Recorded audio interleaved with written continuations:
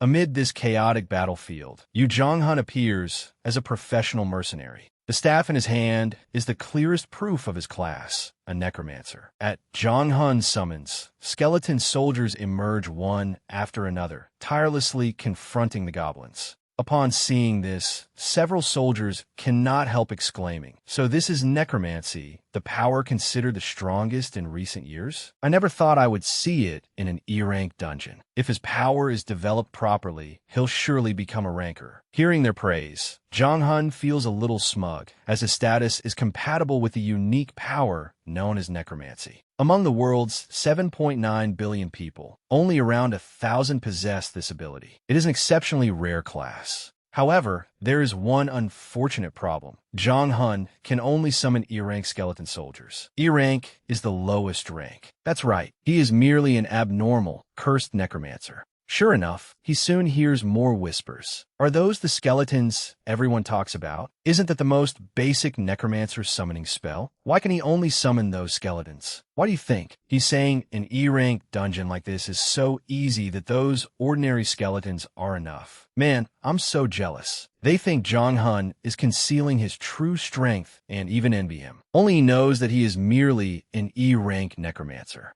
Although he possesses the rare class of controlling the souls of the dead and should be able to overwhelm enemies with terrifying spirits and poison, he has been cursed. As a result, Zhonghun can summon only the lowest ranked skeletons. That night, instead of sleeping, he goes out to train. Though reluctant, Zhonghun has accepted the reality that he is a cursed necromancer. But that does not mean he will merely resent his circumstances and do nothing. In fact, it drives him to work even harder. A row of training dummies stands before him. Zhonghun raises his staff and uses Summon Skeleton, E-rank. He calls forth his underlings. This skill has two effects. First, it consumes 10 mana to summon one ordinary skeleton, with up to 10 skeletons summoned at once. Second, the skeletons can be named. Zhonghun was once surprised to learn that he could name each of them. He had never seen another skill with such a description and was thrilled, thinking his ability might be more special than everyone else's. Of course, that was merely a moment of foolishness. As time passed, Zhonghun realized that a name did not make them any less useless, and he gradually accepted it. Welcome back, my children. Loosen up and take good care of your joints. At Zhonghun's call, his skeletons begin twisting their bodies to warm up. Since the same skeletons are summoned every time, Zhonghun has gradually learned to tell them apart. For example, the one wielding the greatsword is Bony 1, the one with the long spear is Bony 2, and the archer is Bony 3. After taking attendance, Zhonghun sits to one side and supervises their practice. He is attempting to train them. Others might consider this a pointless endeavor, but Zhonghun has already seen some results. At first, these skeletons could not even defeat a single goblin. Now, they can easily handle 3 at once. Even so, they offer Zhonghun little encouragement. E-rank is still only E-rank. No matter how rigorously he trains them, even with help from a C-rank instructor, they cannot grow stronger. The more Zhonghun thinks about it, the more pathetic his life seems. But there is nothing else he can do. Someone once said that a person who lives without a dream is more pitiful than one whose dream cannot be fulfilled. Therefore, Zhonghun must keep trying. While sitting there in a daze, he suddenly hears a sound behind him. Zhonghun turns around, and his eyes immediately widen at the sight of a massive goblin. He leaps to his feet. He wonders why this monster has appeared here. But an even more troubling issue arises when Zhonghun receives a notification about his E-rank boneheads. They have been suppressed by the presence of a powerful creature, reducing all their attributes by 20%. You're all useless. Yonghun shouts. He knows very well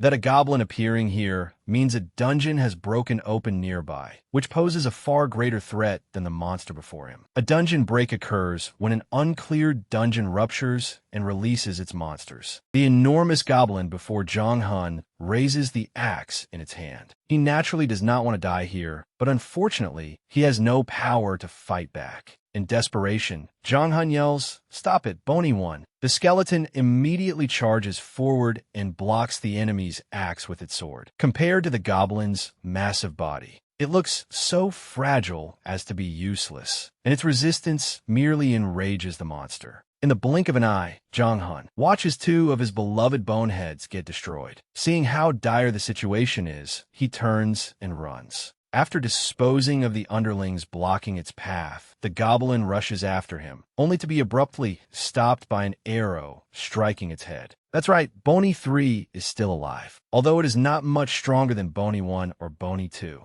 Jong Hun still hopes it can do something. No matter how awful his life may be, he still wants to live. Bony 3 uses a bow, allowing it to harass the enemy from a distance. While the goblin is distracted by the arrow, Jong Hun hides behind a nearby tree. He has 70 mana left, meaning he can summon 7 more skeletons. Jong Hun immediately spends 20 mana to revive Bony 1 and Bony 2. This time, they do not attack instinctively. Jong Hun personally orders the 2 of them to defend the front line, allowing Bony 3 to attack from a distance. The moment they finish forming their ranks, the goblin charges at them. Its ferocity makes Jong Hun's skin crawl. As before, his boneheads cannot withstand even a single swing of the goblin's axe. Jong Hun can only use them to stall the monster and buy himself more time to flee. Whenever they are cleaved in half, he resummons Bony 1 and Bony 2, keeps running, and then summons them again. He does not know how many minutes he manages to hold out before completely exhausting his mana.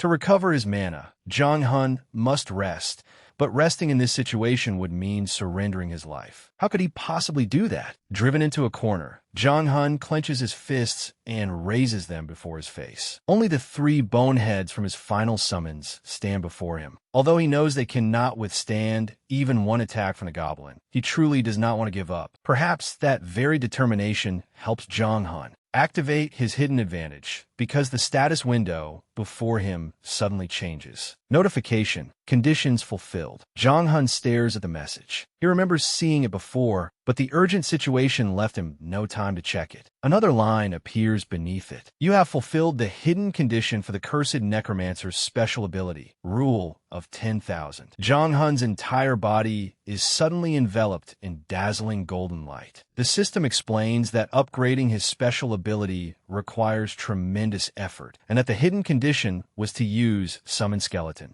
E rank 10,000 times. His rank has now risen from E rank to D rank, and the corresponding rank up rewards have been delivered. All right, hurry. Give me anything. Jong Hun practically screams. He has no time to wonder why this is happening. He only wants something that can save him from his current predicament. The goblin raises its axe once more, but Jong Hun's mana has now been completely restored, while Summon Skeleton. E rank has evolved into Summon Skeleton, D rank. The boneheads before Jong Hun are immediately enveloped in the same golden light as their master. In the blink of an eye, their strength soars, transforming them almost completely. This time, Bony 1 knocks the goblin back, leaving Jong Hun utterly astonished. His mana is currently at 100 out of 100. He immediately spends 20 mana to summon Bony 4 and Bony 5. Their primary weapons have also been selected. One carries a shield, while the other wields a staff. This unexpected development fills Jong Hun with indescribable joy. Including his previous 3 boneheads, he now has a fairly balanced formation. Serving as the tank, Bony 4 draws the goblin's attention, apparently irritated by the shield. In its hand, the monster hurls its axe at Bony 4. The blade slams violently into the shield, but fails to knock the skeleton down. At the same time, Bony 5 conjures a fireball with its first-tier magic, fiercely burning the enemy. Taking advantage of the opportunity, Bony 2 drives its long spear into the goblin's neck. This final attack sends it crashing to the ground. Jong Hun quickly receives a notification that he has defeated the greater goblin. All 5 of his boneheads remain completely unharmed. It is truly unbelievable. Only minutes ago, he thought he was finished. Jong Hun continues staring at the goblin's corpse, as though confirming that what just happened was real and not a dream. It seems heaven does not want him to die here. The first thing Jong Hun does after returning home is treat himself to a bowl of noodles. At the same time, he studies the recent upgrade to his class. Jong Hun would never have dared dream of this before. He had merely struggled on in desperation, yet now his efforts have truly been rewarded. That means continuing to advance is entirely possible, though he does not know when he will reach C rank. Jong Hun is very satisfied with what he currently has. Now, he needs to return to the basics. The strength of an intermediate skeleton is extremely impressive, making him wonder what they could do if they became even stronger. Could Bony 5 repeatedly cast Blizzard at its enemies, while Bony 1 and Bony 2 became accomplished swordsmen and spearmen? The thought alone fills Jong-hun with enthusiasm. The next day, he visits the job center as usual. As soon as he enters, he overhears a conversation. It'll be a troublesome assignment. Besides the insurance, the hazard pay is substantial. It's still 10 times the usual rate. For that kind of money, I'm willing to serve as support. I can also gain more experience from the assignment. Jong-hun stops walking. He notices a green badge on the man's belt, signifying C rank. But what is a high-ranking hunter like him doing here? While Jong-hun is still pondering this, he suddenly hears someone calling his name. Jong-hun, there you are. It is none other than the captain. He approaches warmly and puts an arm around Jong-hun's shoulders. Come take a look. This is big news. Want to hear it? Jong-hun follows him into the office, where the captain mentions Parang Guild, an organization founded by Jae Parang. Everyone in South Korea knows it as a prestigious guild established by the country's leading ranker, the outstanding archer Jae Parang. Apparently, they will soon explore a newly opened dungeon and require additional support personnel. The compensation is also quite generous, 10 times the amount currently being offered elsewhere. 10 times? Jong-hun is astonished. The captain also explains that they're even accepting E-rank members, which is why he brought Jong-hun in to discuss it. Despite the ideal pay, Jong-hun is cautious. Before agreeing, he feels that he should find out what makes this dungeon so unusual. The captain opens a map and points out the dungeon's location. It is a newly discovered dungeon near Payu, and its conditions are quite harsh. 5 teams have already failed to clear it. Hearing this, Jong-hun grows even more surprised. 5 failed teams is far too many. Its rank has reportedly not yet been determined. That may be why Parang Guild is recruiting so many people. The captain believes that although 5 teams have already failed, those exploration parties were all amateurs. This time, the renowned Parang Guild will participate, making the expedition considerably safer. Moreover, Jong-hun would merely serve as support and would not need to fight directly. He only needs to do his job well and collect his reward. The captain keeps tempting him with persuasive promises, and Jong-hun begins to waver. Deep down, he knows the tenfold reward is probably hazard pay for entering a dungeon whose rank remains unknown. If he is honest with himself, Jong-hun must admit that he is still exhausted after yesterday's encounter with the Greater Goblin. However, the generous pay and the chance to explore an entirely new dungeon are extremely enticing. Jong-hun remembers something that grim-looking man once said in an interview. If adventurers want to rise through the ranks faster, they must enter dungeons ranked above their own level. It is the only way. The higher they climb, the greater the risks. But that also means more opportunities and rewards. More than the money, that is what Jong-hun truly desires. After struggling with the decision, he ultimately agrees. The captain is delighted by his acceptance. According to him, the expedition will depart from Gapaju in 1 week. Jong-hun signs the contract and asks, "That means I get a week off, right?" "Sure." The captain agrees immediately. "Thanks, my friend. I'll buy you dinner. Make it 2 dinners. Jong-hun does not hesitate. The captain laughs heartily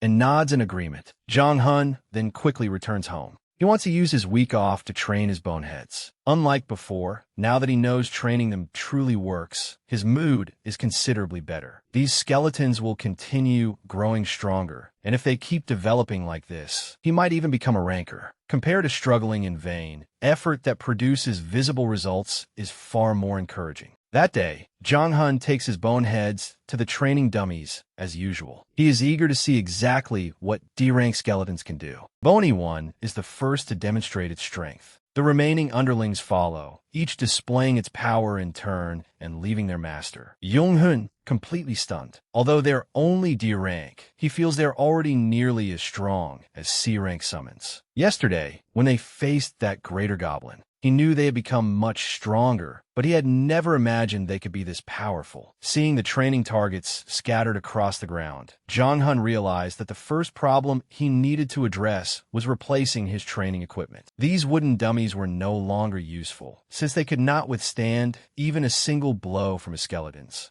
However, replacing the equipment would cost more money, which was hardly good news for someone as broke as Jong Han. Still, if spending more money could make his blockhead stronger, it would be worth it. As his skeletal soldiers grew stronger, Jong Han developed another concern: his own safety. He could not help wondering whether, on the battlefield, a powerful enemy might target him instead of his skeletons. No matter how strong his underlings became, it would all be over if the enemy managed to take him down. As Jong Han thought about this, Bony 5 suddenly approached him with its staff in hand. When it pointed its weapon at him, a baseless panic surged through Jong Han's mind. He initially thought it was about to attack him, but then he felt as though his body had been infused with strength. Jong Han stared blankly for a moment. Since it was a creature he had summoned, could it have sensed the concern in his mind? Although he had only asked the question in his head, Bony 5 nodded, as if confirming that it really could read his thoughts. Jong Han was astonished. He thought, wait, did you just respond to my thoughts?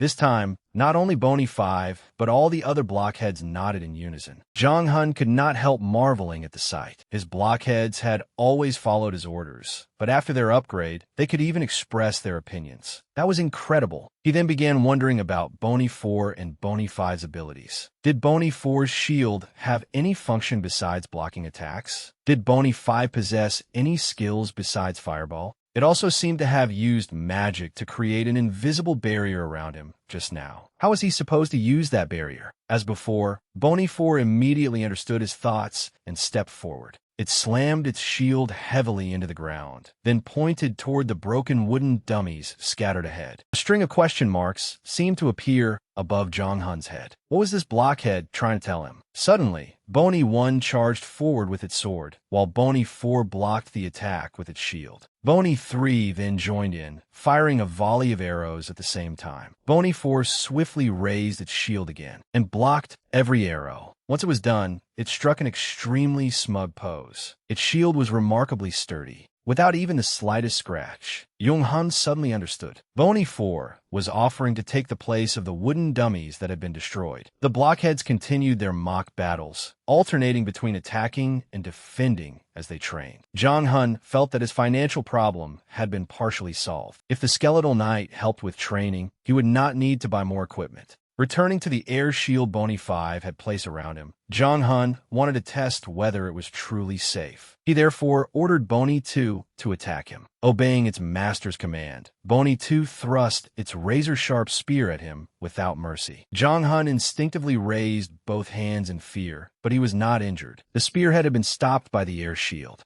A satisfied smile appeared on Jong Han's face. Both problems that had been troubling him, his finances and the possibility of being attacked on the battlefield, had now been resolved. Good, let's continue training, Jong Han said. Thanks to the air shield, he could also serve as a training target, just like Bony 4. Jong Han thoroughly enjoyed it, as he could train the other blockheads, while also improving his battlefield reflexes. The training proceeded exceptionally well. Jong Han continuously received system notifications stating that the strength of all 5 blockheads had increased. In addition, his status window was unlocked following their first development after awakening. There, Jong Han could inspect the attributes of his summons. For example, Bony 1 had a maximum energy of 100 points and possessed the special trait Awakened Skeleton. It belonged to the Swordsman class and was currently D rank. Its attributes were Strength, 23, Mana, 10, Aptitude, 19, Technique, 21, and Health, 20. Bony 1 also possessed the skill Low-Level Slash, which had now reached level 2. Wait, if Bony 1's information can be displayed like this, can I view the others too? Jong Han wondered. He gently swiped across the status window, and it changed once more,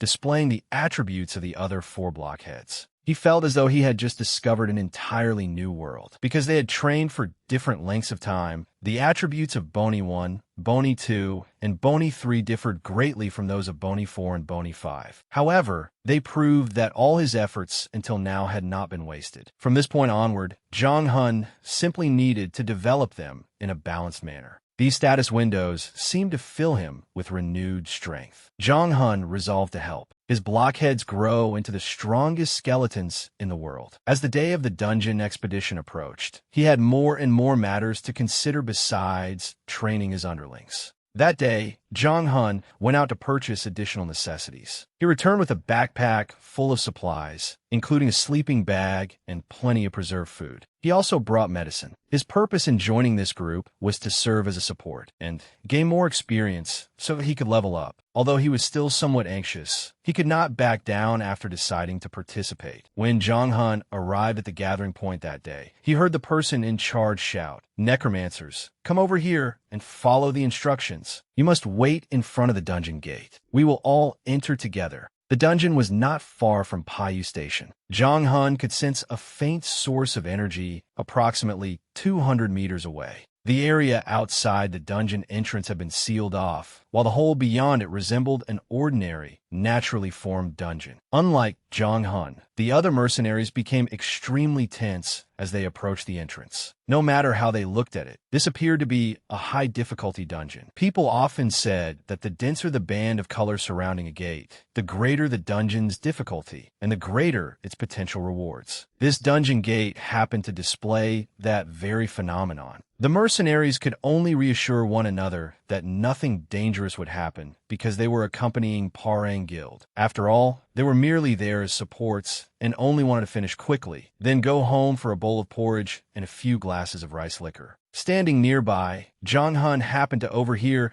the other necromancers' conversation. Did they really feel safe simply because they were accompanying a famous guild? That was utterly ridiculous. There were countless dungeons throughout the world, and thousands of hunters had already disappeared inside them. Although the truth was never officially disclosed, everyone understood how many people had sacrificed their lives, only for their deaths to be overshadowed by the dazzling glory of those at the top. Mercenaries like them could instantly become expendable pawns if anything went wrong. Jong Hun understood that better than most, but he would enter regardless. He had placed his life on the line and risked everything solely to open a brighter path for himself. "Excuse me," a voice suddenly sounded behind Jong Hun, but when he turned around, no one was there. The voice continued, "How interesting. The energy I sense from you is D rank. No, perhaps even higher. So why are you wearing an E rank badge? And you're participating as a support too. Who exactly are you?" Having his secret exposed made Jong Hun deeply uneasy. He looked around warily, but could not see anyone, even though the voice had come from only a few steps away. Jong Hun asked, "Excuse me, but who are you? Wasn't I the one who asked the question first? Why are you concealing your abilities from Parang Guild while participating as a support?" The voice was extremely cold. Jong Hun felt that this person had misunderstood something. She had noticed even the smallest details despite meeting him for the first time.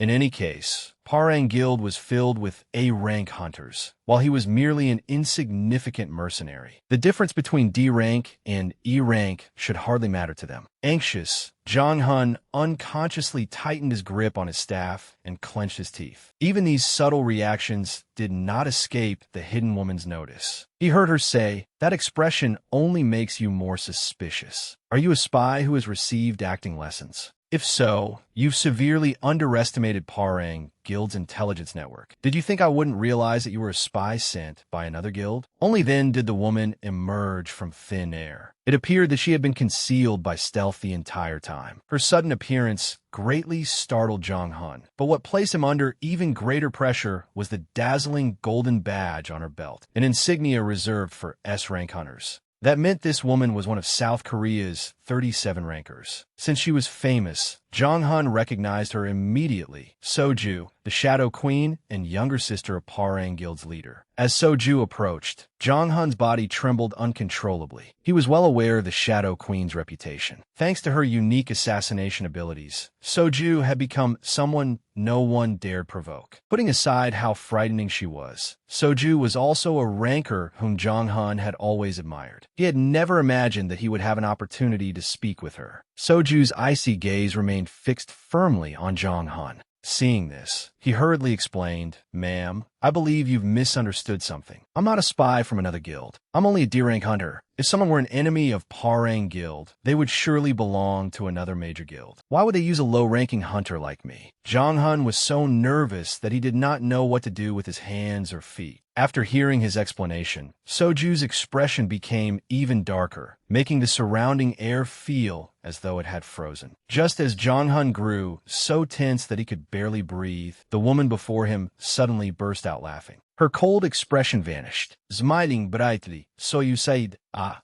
sorry, I was only teasing you." Jong Hun could not immediately adjust to this abrupt change. He stood frozen in place and blurted out aloud, "What?" Soju did not seem like someone who enjoyed jokes, so Jong Hun could not understand why a person of her standing would play a prank on an unknown man like him. Soju's appearance soon attracted the attention of many people. They were all astonished to see the Shadow Queen personally appear here. Even as every eye turned toward them, Soju continued staring only at Jong Han. Her gaze made him extremely uneasy. He wondered whether she had secretly investigated his background. After all, his obsessive training of the skeletons could easily have drawn the attention of the rankers. Countless questions flashed through Jong Hun's mind, making his expression somewhat unnatural. Soju seemed puzzled when she noticed this. Still, being noticed by a ranker was a once-in-a-lifetime opportunity for Jong Han. He wanted to say something, but she spoke first. "Did my sudden actions make you uncomfortable? If so, I apologize for being rude." Her sudden apology only left Jong Han even more confused. Soju explained that she had simply found it interesting to encounter a support wearing an E-rank badge while possessing a skill that contained 5 separate sources of D-rank power. Hearing this sent a chill down Jong Hun's spine. Weren't those 5 sources of D-rank power his 5 blockheads? They had only just met, yet she had already read him like an open book. Did that mean Soju had grasped Jong Hun's strength by detecting his energy? When he remained silent for a long time, Soju continued, this time making him an offer. "Actually, my brother asked me to join the expedition's 2nd team as a scout. I was therefore looking for support, and then I happened to find someone rather remarkable here. What do you think? Would you volunteer to join my scouting team? It may be somewhat dangerous." As she spoke, Soju moved closer, her gaze seemingly piercing straight through Jong Han. "With that skill, I'm certain you're the best among the supports. You don't seem like someone who would run away in fear either. Am I right?" Jong Han responded nervously, nodding repeatedly. She told him that she was an excellent judge of character. Moreover, if Jong Han agreed to become her support, Soju would generously double his reward. The offer was extremely tempting. Exploring a dungeon alongside a ranker was already an extraordinary opportunity. Now she was even offering him such a generous reward. Jong Han had no reason to let this opportunity pass, so he immediately agreed. Dungeon difficulty was graded by rank, beginning with E rank and extending to S rank. These ranks were not assigned by the system, so humanity had to evaluate and classify each dungeon independently. Experts believed there was no way to determine a dungeon's rank other than entering and examining it. However, there were a few useful indicators. One was the brightness of the color surrounding a dungeon. The darker the color, the more likely it was to be a high-ranking dungeon. Even that method was not entirely accurate, so the guilds had established a standard. If a dungeon could not be cleared by 5 hunters of the same rank, its difficulty would be raised. For example, if 5 or more A-rank hunters entered a dungeon but could not complete it, that dungeon would be classified as S-rank difficulty. Ultimately, this method inevitably required someone to be sacrificed, making it rather inhumane. The unranked dungeon Jong Han was about to enter was one such case. Since they could not send their entire main force inside at once, they had first dispatched a reconnaissance team. As a result, Jong Han experienced the dungeon's atmosphere before the other mercenaries.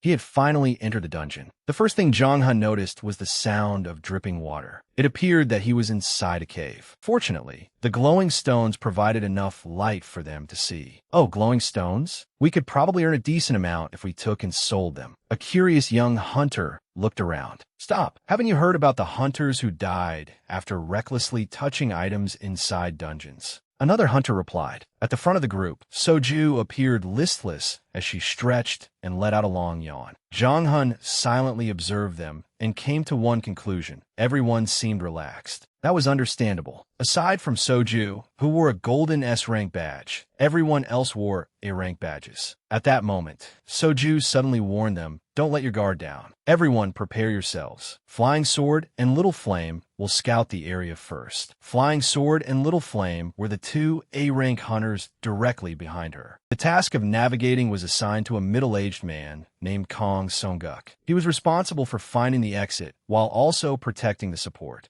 That would be Kong Song-guk. Are you confident? Soju asked. If I said no, wouldn't that disgrace my nickname? He replied. A guide was entirely different from a scout. It was a title granted by the system to those exceptionally skilled at navigating dungeons. After assigning their roles, Soju urged them to pick up the pace. Just then, Song-guk leaned over and whispered in Jong Hun's ear, "Hey, support, are you nervous?" "Huh, well, I'd be lying if I said I wasn't," Jong Hun answered honestly. "Then stay nervous," Song-guk said. Jong Hun did not understand what he meant, so Song-guk explained that he had sensed more than one suspicious thing about this dungeon from the moment they entered. After all, the fact that even Soju, the Shadow Queen herself, was leading the reconnaissance team meant their caution was justified. First, the dungeon was strangely silent, and its structure was simple. There was a high chance it contained no monsters. If anything lived inside such a small cave, it would surely make growls, vibrations, or at least some faint noise. This led Song-guk to believe that the dungeon might contain some sort of hidden mechanism. Jong Hun was astonished by his analysis. "Wow, you can tell all that without even searching?" "Of course, my friend," Song-guk replied proudly. "I've worked in dungeons for years. Follow me. First, let's carry out our orders and find the exit." "Yes." Yong-hun nodded. Although Song-guk was heading in the opposite direction from the other 3 hunters, Jong Hun felt it would probably be fine. The party officially split into 2 groups. But the deeper they went, the harder it became for Song-guk to hide his tension. He even admitted to Jong Hun that he felt uneasy. Too many things were missing from this dungeon. There were no traps and no clues. Moreover, his body felt heavier with every step. "Hey, support, does your body feel heavier and heavier, or is it just me?" "No, but I've got chills running down my spine." "Are you sure we should keep going?" Jong Hun replied. "I'm not sure anymore," Song-guk admitted. This was the first time he had ever felt this way while navigating a dungeon. Even facing a rancor with overwhelming power had never made Song-guk this anxious. His instincts warned him that something extremely dangerous was nearby. "You said you're a necromancer, right? Summon something. If anything happens, you'll at least be able to protect yourself," Song-guk suddenly urged. His reaction made Jong Hun so tense that he tightly gripped the staff in his hand. If even someone as experienced as Song-guk looked this alarmed, the danger could not be ordinary. Thus, Jong Hun made a decision. He spent 50 mana to summon all 5 of his blockheads. Upon seeing them, Song-guk looked them up and down before asking, "Oh, skeletons? Don't you have anything stronger?" "No, these are all I have," Jong Hun replied wearily. The moment he finished speaking, the 2 men and all 5 skeletons felt a terrifying pressure descend upon them. It was so intense that they could not even stand upright. Song-guk's face instantly turned pale. He told Jong Hun to remain silent and keep moving forward. "There's an open area ahead. What difference will reaching an open area make?" Jong Hun asked. "I don't know, but I can sense several presences there. If someone is there, that means the place must be habitable, right?" Song-guk was growing desperate. Jong Hun did not know what presences he meant, but Song-guk himself did not seem certain either. They could belong to the previous hunter team, or they could be monsters. Either way, they had to keep moving. The group desperately pressed onward. With every step, the pressure weighed more heavily on Jong Hun's shoulders until he could barely open his eyes or mouth. His feet grew heavier and began trembling. At that moment, Bony 5, who was behind him, activated Air Shield. It tried to relieve its master's suffering, but the spell was instantly shattered, and the backlash struck Jong Hun. His condition worsened, and he coughed up a mouthful of blood. Even so, he was more worried about his blockheads.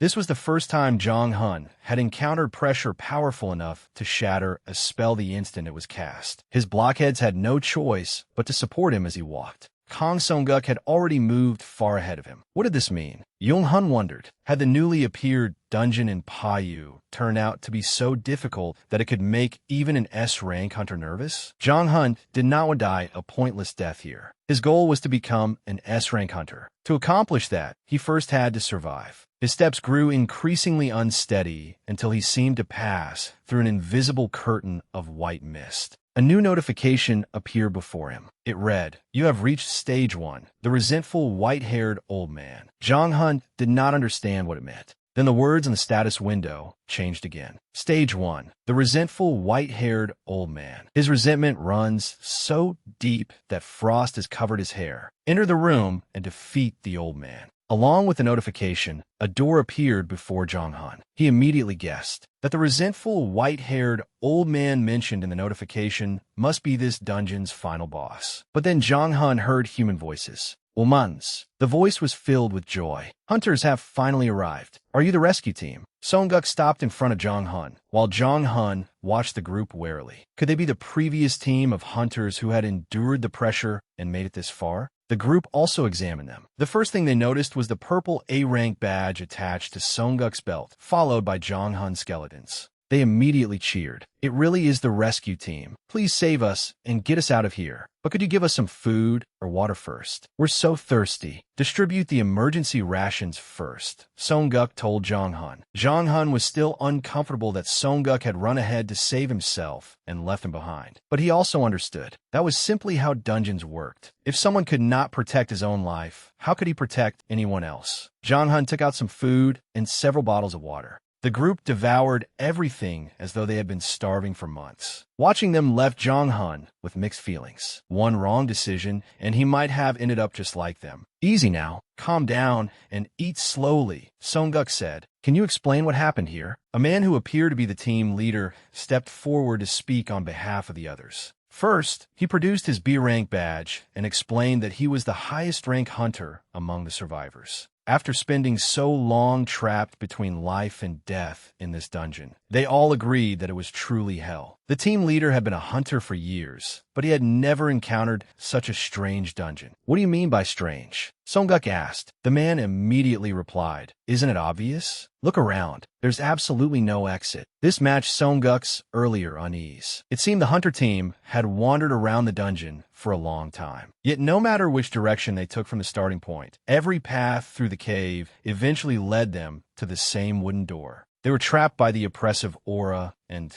could not leave. In the end, their only option was to confront whatever lay beyond the door. But the condition for clearing it was utterly absurd. How could anyone possibly defeat that thing? The man kept muttering. You mean the resentful, white-haired old man, right? He's too powerful. We couldn't defeat him at all. Whether D rank, C rank, or even B rank, we were nothing but newborn babies before him. That was why these men were overjoyed to see Song-guk, an A-rank hunter. They believed an A-rank hunter could change the outcome, and that Song-guk would surely lead them out of this hell. Faced with their expectant gazes, he did not know what to say. Meanwhile, Jong-hun began to wonder about something. Wait, if that white-haired old man is really as strong as you say, then how are all of you still alive? Good question. The man looked at him and revealed something strange. The old man serving as the final boss beyond the door did not kill anyone. He merely accepted challengers and put them through some sort of trial. What kind of trial? Jong-hun asked. This time, he received only shaking heads. The hunters said they did not know the details, despite having personally undergone it. All they knew was that the resentful, white-haired old man had subdued them in the most painful and horrifying way imaginable. Afterward, he clicked his tongue, shook his head, and said they were unsuitable. Then they were unceremoniously thrown out. Hearing this bizarre story, Jong-hun doubted whether it was true. He had never heard of a dungeon's final boss refusing to kill people. What kind of dungeon was this? It's strange, isn't it? The team leader asked. Come to think of it, he's an old man. That means he's human, right?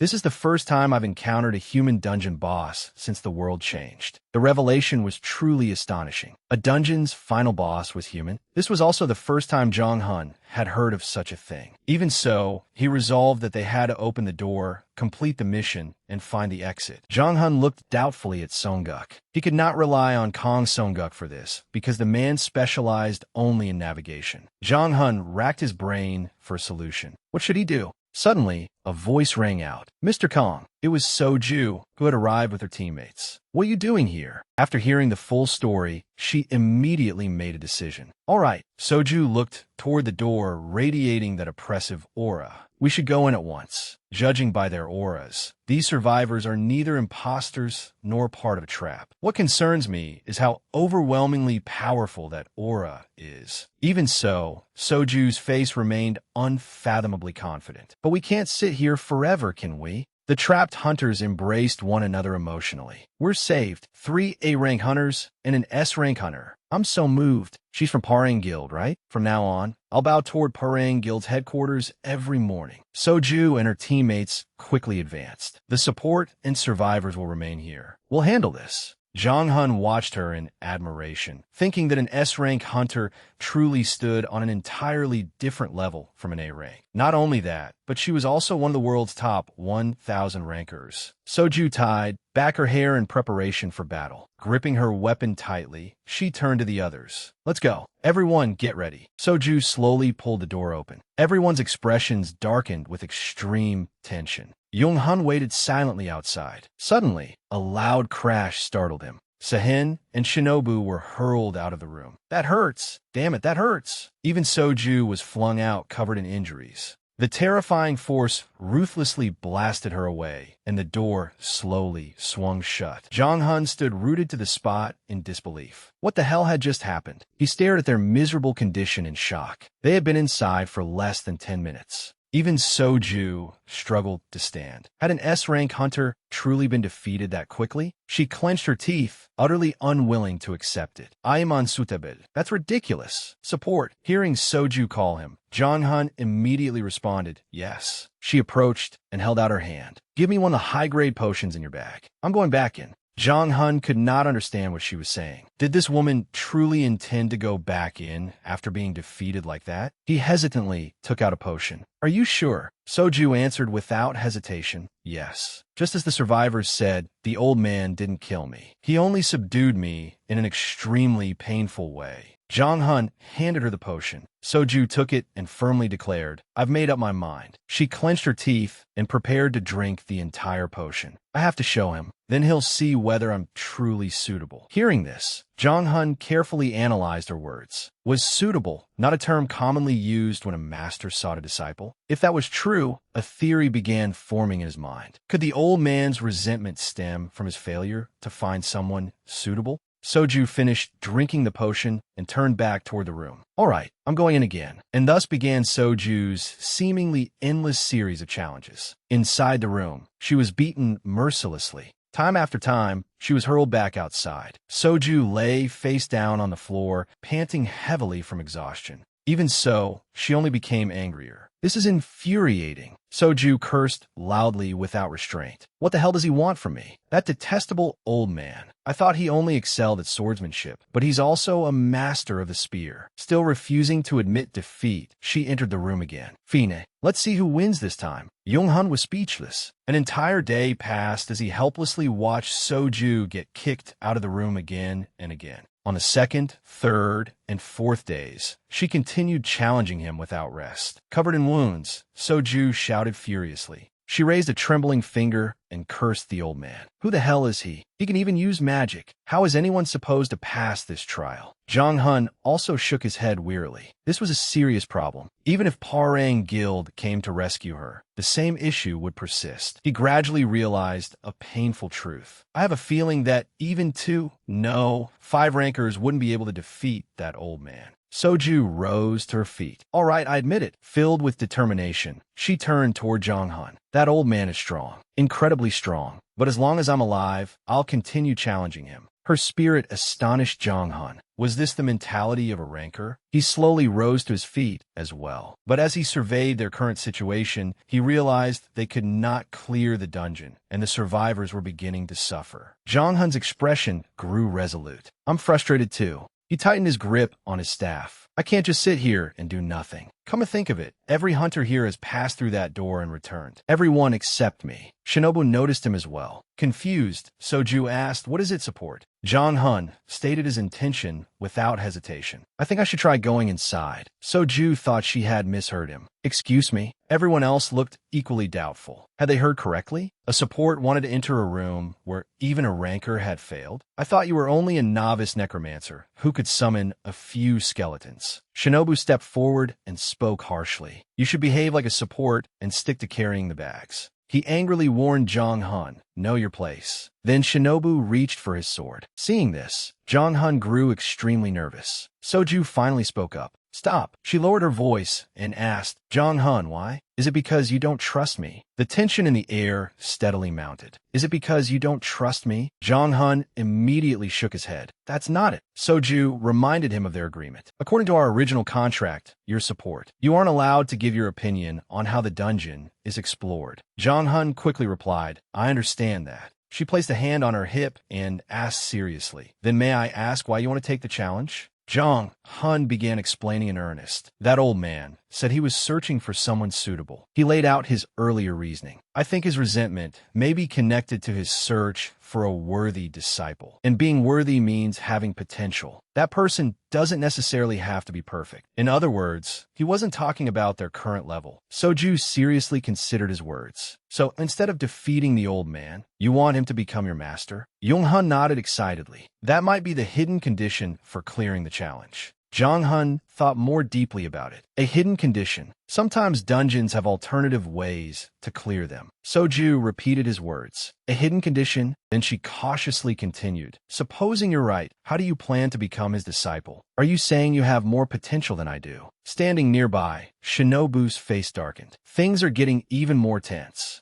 Jong-hun shook his head. I seriously doubt that, but before he could finish, Soju suddenly stepped closer. And yet you didn't deny it. Her expression left Jong-hun stammering. You've misunderstood me. In his panic, an idea suddenly occurred to him. Pain. That's right, pain. Everyone here has experienced that pain except me. I feel like an outsider. Besides, aren't you resting right now? Soju continued staring at him with a frown, but then her expression gradually relaxed. Soju turned away as though satisfied. Yes, that's the look. You're finally showing your true nature. She glanced back at him meaningfully. I knew it from the beginning. You know that, don't you, Jong-hun? Jong-hun naturally had no idea what she meant. What? Her next words made him freeze. I told you that you were suspicious. You have the eyes of a wolf stalking its prey. Soju continued. You're after the dungeon's reward, aren't you? You were hoping for a fortuitous encounter during this raid. After hearing that, Jong-hun became wary of her. Then he shuddered at the thought that she should have been a fortune teller instead of a ranker. How could she read someone so quickly with a single glance? Without another word, Soju immediately walked forward. Then go and try. As she walked, she told Jong-hun, there isn't another solution anyway, and as you just said, I want to rest. This works out rather well for me. Besides, I have no right to object. I failed too.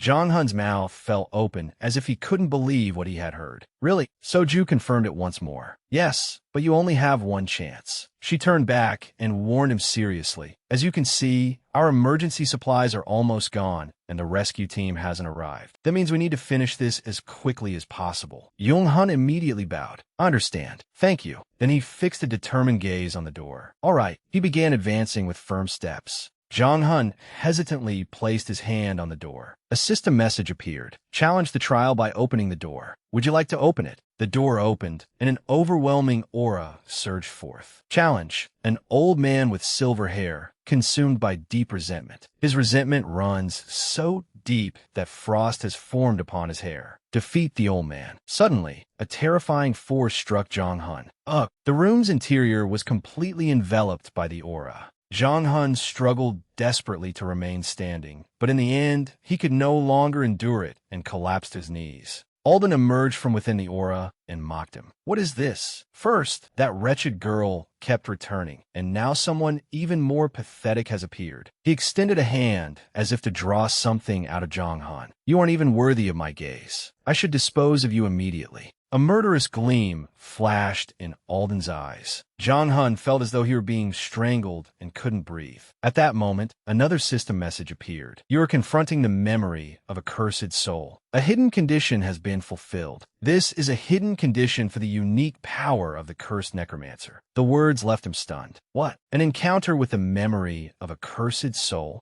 System messages continued appearing. A necromancer will ultimately rule over the dead. Encounter a cursed soul with unwavering determination. Congratulations. A hidden skill has been unlocked. You have acquired the S-rank skill, Memory Reenactment. Jong-hun struggled to his feet despite his trembling legs. An S-rank skill? Am I dreaming? Alden remained standing coldly before him. "You are using the S-rank skill, memory reenactment." Jong Hun looked at him doubtfully. "I'm using a skill?" The message appeared again. "You are using the S-rank skill, memory reenactment." Come to think of it, the old man said he would dispose of me, but he hasn't done anything. What's going on? Reenacting the memories of the cursed soul, the master of all techniques. You will now be transported. Suddenly, a brilliant light engulfed Jong Hun's vision. Ugh! After several moments, Jong Hun slowly opened his eyes. The snowy landscape before him left him utterly astonished. What? Alden stood motionless before him amid the white snow. The old man began speaking. Why are there no suitable candidates? But allowing everything to disappear would be such a waste. He spoke as though lamenting his fate. What a meaningless life. I worked tirelessly to reach my current heights, and now I'm being told to abandon everything. The wind howled endlessly around him. Jong Hun still had no idea where he was. Is this another world? The strange surroundings left him utterly confused. Do other worlds truly exist? Jong Hun suddenly realized something. He clutched his head in discomfort. This feeling, are these the old man's emotions and memories? Alden continued speaking. Even so, it was a rather interesting life. He recalled everything he had experienced. Swordsman, spearman, assassin, archer, mage, enhancer, healer, and countless others. Then he arrived at one conclusion. Once you learn to master the flow of energy, every technique becomes one. The old man who had overcome everything had lived an extraordinarily long life. However, not even his energy could prevent his death. Alden began trudging forward. Now, drinking cold water feels like swallowing poison, and the air that once felt light seems intent on crushing me. The pain is unbearable. His hands trembled uncontrollably. It is so painful, so agonizing, and I am so thirsty. Alden clenched his fists resolutely. But I cannot die like this. His eyes burned red with fury. Yes, dying now would be far too unjust. Alden suddenly fell to his knees and slammed his fist into the snow. He bitterly lamented, "This is unbearable. I only wanted to find one disciple to whom I could pass on my abilities." He raised his face toward the sky. How could I fail to find even one person with enough talent? My desire for a single successor was nothing but meaningless greed. Jong Hun silently watched him lament. "Please, I cannot." Alden's anguished tears streamed down his face. "I cannot leave this world like this." The tears fell onto the freezing snow. Alden braced himself against the ground in utter helplessness. "I would even sell my soul, if only I could leave behind everything that I am." He collapsed into the snow as though dead. At that moment, another system message appeared. The S-rank skill, memory reenactment, has ended. Jong Hun was immediately pulled back into reality. The surroundings returned to their previous gloom. He still hadn't recovered from his astonishment at what had just happened. Jong Hun looked around. This place, that overwhelming aura, surged toward him once more. The pressure made Jong Hun clutch his chest and drop to his knees. The master of all techniques is staring at you. Jong Hun felt as though his heart were being crushed. "It seems I've returned. This feeling is suffocating." He gritted his teeth and endured it. However, Jong Hun's face filled with confidence. "I can see hope." Alden showed a trace of interest in him. Alden's eyes gradually brightened with excitement. "You saw my soul? What an interesting fellow. The master of all techniques is curious about you." Jong Hun forced his trembling body upright. "Yes, I did." His thoughts grew bolder. If this old man is truly searching for a disciple, if someone can inherit his immense power and vast knowledge. Jong Hun gritted his teeth with determination. That person must be me. Alden unleashed another wave of terrifying energy. "However, aside from being slightly interesting, you possess nothing. You are worthless. You lack everything required to contain my techniques." The energy engulfed Jong Hun, causing him excruciating pain. "Ugh!" Jong Hun shouted. "No, Elder." He desperately tried to make Alden face the truth. "If you continue like this, you will never find your disciple. You will remain a ghost forever, unable to release your resentment. Everyone will remember you as a stubborn, obstinate, and unreasonable ghost." Alden became even more furious. "You insolent brat! In my boundless generosity, I spared the life of an insect like you. He raised his hand, intending to cripple Jong Hun. Must I break one of your legs before you come to your senses? But Jong Hun continued, trying to persuade him. Wait, please listen to me. Jong Hun presented his argument. You mastered every technique. People in this world struggle their entire lives just to master one. Alden stubbornly rejected his claim. Impossible.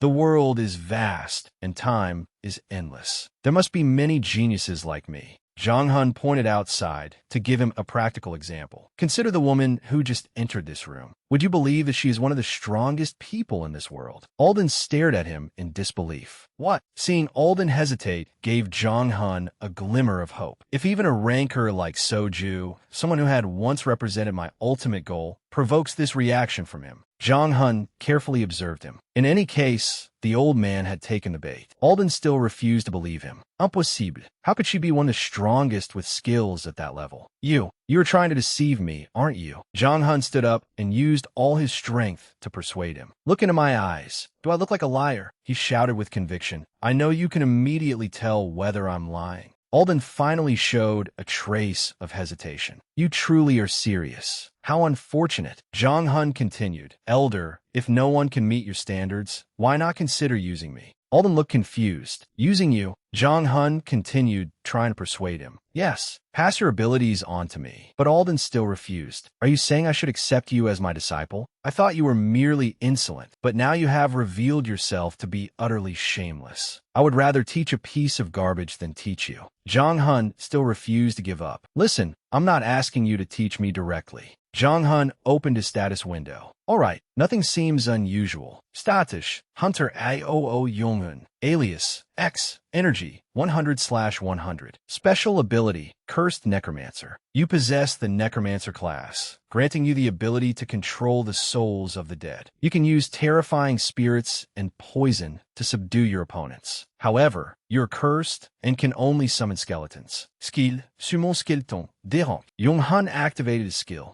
Using Summon Skeleton, Derank. Skeletons have appeared. Jong Hun continued. If it's you, Elder, I'm certain you can do it. Each skeleton assumed a battle stance. Can you see their potential? Alden remained silent, seemingly deep in thought. Jong Hun nervously watched his reaction. Could these skeletons possess limitless potential? Taking advantage of Alden's hesitation, Jong Hun pressed on. Every one of them possesses different special abilities. It would be easier for you to teach them. Alden lightly touched one of the skeletons as though examining it. Jong Hun continued. You wanted only one successor, didn't you? You don't need to worry, even if all of them grow stronger. Jong Hun struck his chest confidently. I will still be the sole person to inherit everything. What do you think? These immortals can continue growing. Alden and the skeleton stared at each other as Jong Hun continued. They cannot feel pain, so they possess greater endurance than anyone. They are also difficult to defeat because they feel no fear. At last, Alden reached a decision. Without saying a word, Alden turned and walked away. Jong Hun remained where he was, trembling as he watched him. Alden slowly turned back. How interesting and ironic. He looked at the skeletons before him and said, the successors I sought were not humans, but immortals. Their potential truly is immense. Alden appeared to have accepted them. They must have been exceptional warriors while they were alive. I always wanted disciples like these. Why do they only appear now? He walked toward the skeletons. Teaching several disciples at once will be difficult. But Alden finally accepted the proposal. Very well, I suppose I must compromise. A system message appeared. You have fulfilled the hidden condition. Yonghun was stunned. The two of them suddenly returned to the snowy mountain. This is the hidden condition for stage 1. The resentful, silver-haired old man. Alden's gaze softened. He made Jong Hun an offer. I will believe your words. I will believe the determination in your eyes. Therefore, promise me that no matter how many trials you face, you will inherit everything I possess. Alden appeared to have acknowledged Jong Hun. You will leave my mark somewhere upon this world. Condition, his acknowledgement. Gain recognition from the transcendent being of another world, the master of all techniques. Reach the required level and persuade him. Although exhausted, Jong Hun forced himself to speak. I will not let this once-in-a-lifetime opportunity slip away. No matter what it takes, I will inherit everything. After hearing his words, Alden finally smiled. Very good. A system message appeared. Congratulations. You have cleared stage 1. The resentful, silver-haired old man. The scene changed, and light from the ceiling suddenly flooded Jong-hun's vision. He was lying in a hospital bed. As he slowly opened his eyes, someone entered the room. "You've finally awakened." Jong-hun instinctively asked, "Who are you?" Then he recognized her. Zoyu. He still didn't understand the situation. "Where am I? Is this a hospital?" Although Jong-hun had recognized her, Soju introduced herself again. "Allow me to reintroduce myself. I am Soju, Vice Guild Master of the Parang Guild." Her gaze abruptly sharpened. "I am also known as the Shadow Queen." Jong-hun couldn't help questioning Soju's presence. "I already know that, but why is she in my hospital room?" He tried to remember what had happened, but failed. "I can't remember anything after we clear the dungeon. I must have lost consciousness." Soju shook her head. "I was honestly astonished. I thought that creature could never be defeated." Her eyebrows drew together, clearly revealing her suspicion. But who could have imagined that a support would be the one to clear that dungeon? Her demeanor frightened Jong-hun, causing him to instinctively retreat. Jong-hun stammered, "What about you? Why are you looking at me like that?" But when he saw Soju's piercing gaze, he hurriedly corrected himself. "I was just wondering why the Vice Guild Master of a major guild would come to see me." She calmly sat down in the chair. Soju answered his earlier question without hesitation. "Isn't it obvious? I'm curious about how you managed to clear that strange dungeon and what reward you received." She still found it difficult to believe. "Did you really become that old man's disciple?" Soju's words made Jong-hun reflect on what she had said inside the dungeon. Her question made perfect sense. That dungeon was supposed to be hers, while I only had one chance. As you could see, our food reserves were almost gone, and there was no sign of a rescue team. That meant we had to clear the dungeon as quickly as possible. From her perspective, I was just some nobody who appeared out of nowhere and stole her guild achievement. Jong-hun lowered his head as if trying to endure the pressure, clutching the bedsheet tightly. A more ruthless rancor might have beheaded me for stealing their spoils. Unable to contain her curiosity, Soju asked, "What are you thinking so deeply about?" Support. Instead of answering, Jong-hun asked her a question. "Before I answer you, Shadow Queen, could you tell me what the press reported about this dungeon expedition?" Soju answered without hesitation. "I think I understand what you're worried about, but there's no need. We reported that Parang Guild's advance party successfully cleared the dungeon, and we had all the survivors sign confidentiality agreements." Jong-hun's eyes immediately lit up. "So that means they don't know I was the one who cleared the dungeon." He then bowed politely in gratitude. "Thank you for looking out for me, Shadow Queen." Soju was slightly surprised by Jong-hun's reaction. "You're more mature than I expected." Support. Most hunters would be willing to kill someone just to boast about their achievements to the world. He gave her a polite smile and explained, "Safety comes first for me. Safety before and after everything else." Soju replied solemnly, "Then you don't need to thank me. This is also a matter of Parang Guild's honor." Jong-hun listened closely to every word she said. Would anyone believe that a support was the most valuable member of the expedition? That an E-rank mercenary managed to outperform a rancor? Jong-hun immediately understood the real reason. "I see. They kept it secret because they were ashamed. And if I reveal the truth to the world, I may be quietly disposed of." He suddenly spoke. "Shadow Queen, Zoyu Readili. Yes? What is it, support? Ask away." Looking out the window, he asked, "How long was I unconscious?" She quickly replied, "It's been 3 days since you came out of the dungeon." Around that long. Her answer greatly unsettled Jong-hun. "Damn it, I was unconscious for that long? In any case, I received a lucky opportunity thanks to Jisoo, but I shouldn't say too much about the reward. It could get me into trouble." Gathering his courage, Jong-hun told her, "I truly appreciate your concern, but honestly, I still don't fully understand what happened. I haven't even figured out the reward I received yet. I may need some time before I can answer your questions." Soju asked seriously, "Is that so?" Her gaze immediately overwhelmed the confidence he had shown moments earlier. "Please give me some time to think." Jong-hun then reassured her, "And don't worry about me running away. I know that no hunter in this world can escape the Shadow Queen's surveillance." She silently watched him for a moment. Soju then agreed to Jong-hun's request. "All right, thank you. I'll return once you've figured everything out." He stammered, "Thank you for everything." At last, she left. Once she was gone, Jong-hun lay back down and breathed a sigh of relief. Even so, everything still felt incredibly strange. "Damn it, my life has been unbelievable lately. I awakened 3 years late, met a rancor, and then encountered that bizarre dungeon.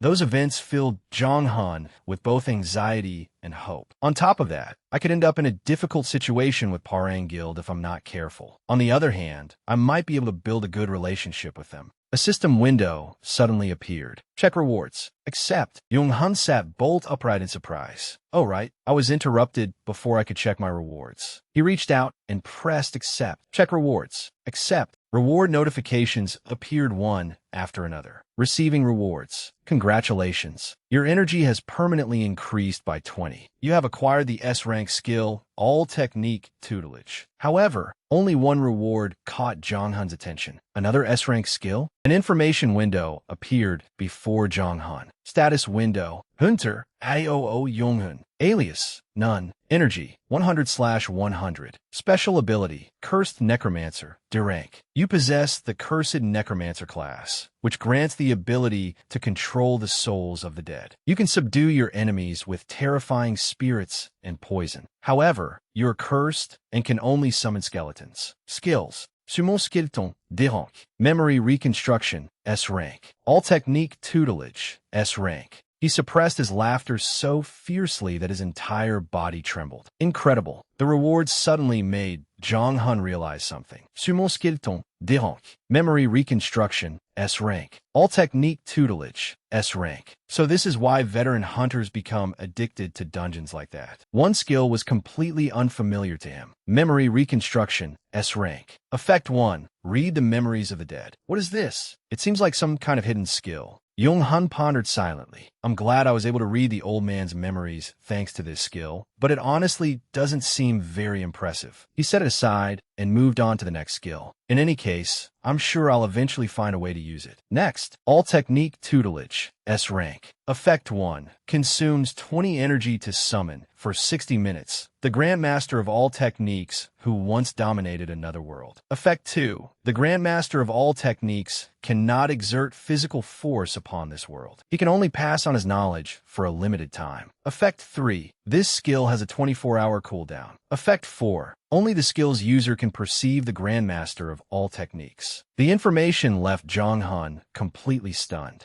He immediately got to his feet and grabbed his backpack. He then unexpectedly entered another space. He stared intently at his hand for a moment before raising it to use his newly acquired skill. Activate All Technique Tutelage, S rank. A vortex of light instantly appeared before him. Jong Han stared at it as Alden unexpectedly emerged from the light. He looked as though he had been waiting there for a very long time. You finally came, kid. Alden greeted Jong Han cheerfully. The time has finally come, kid. Jong Han's eyes lit up when he saw him. Master, Alden suddenly struck him painfully on the head. You fool. Alden angrily scolded him. After promising to inherit everything from me, why did you take so long to summon me? Jong Han rubbed his aching head. That hurts. But Alden showed no mercy and continued berating him. If you remain this lazy, you'll never keep up. Jong Han protested indignantly. Wait, master. I summoned you as soon as I woke up. Then Jong Han realized something was wrong. No, more importantly, wasn't this old man supposed to be incapable of physically affecting this world? How was he able to hit me? Alden continued. Just as I said, you still have a long way to go. Look at you. Your expression is as easy to read as ever. Jong Han was astonished.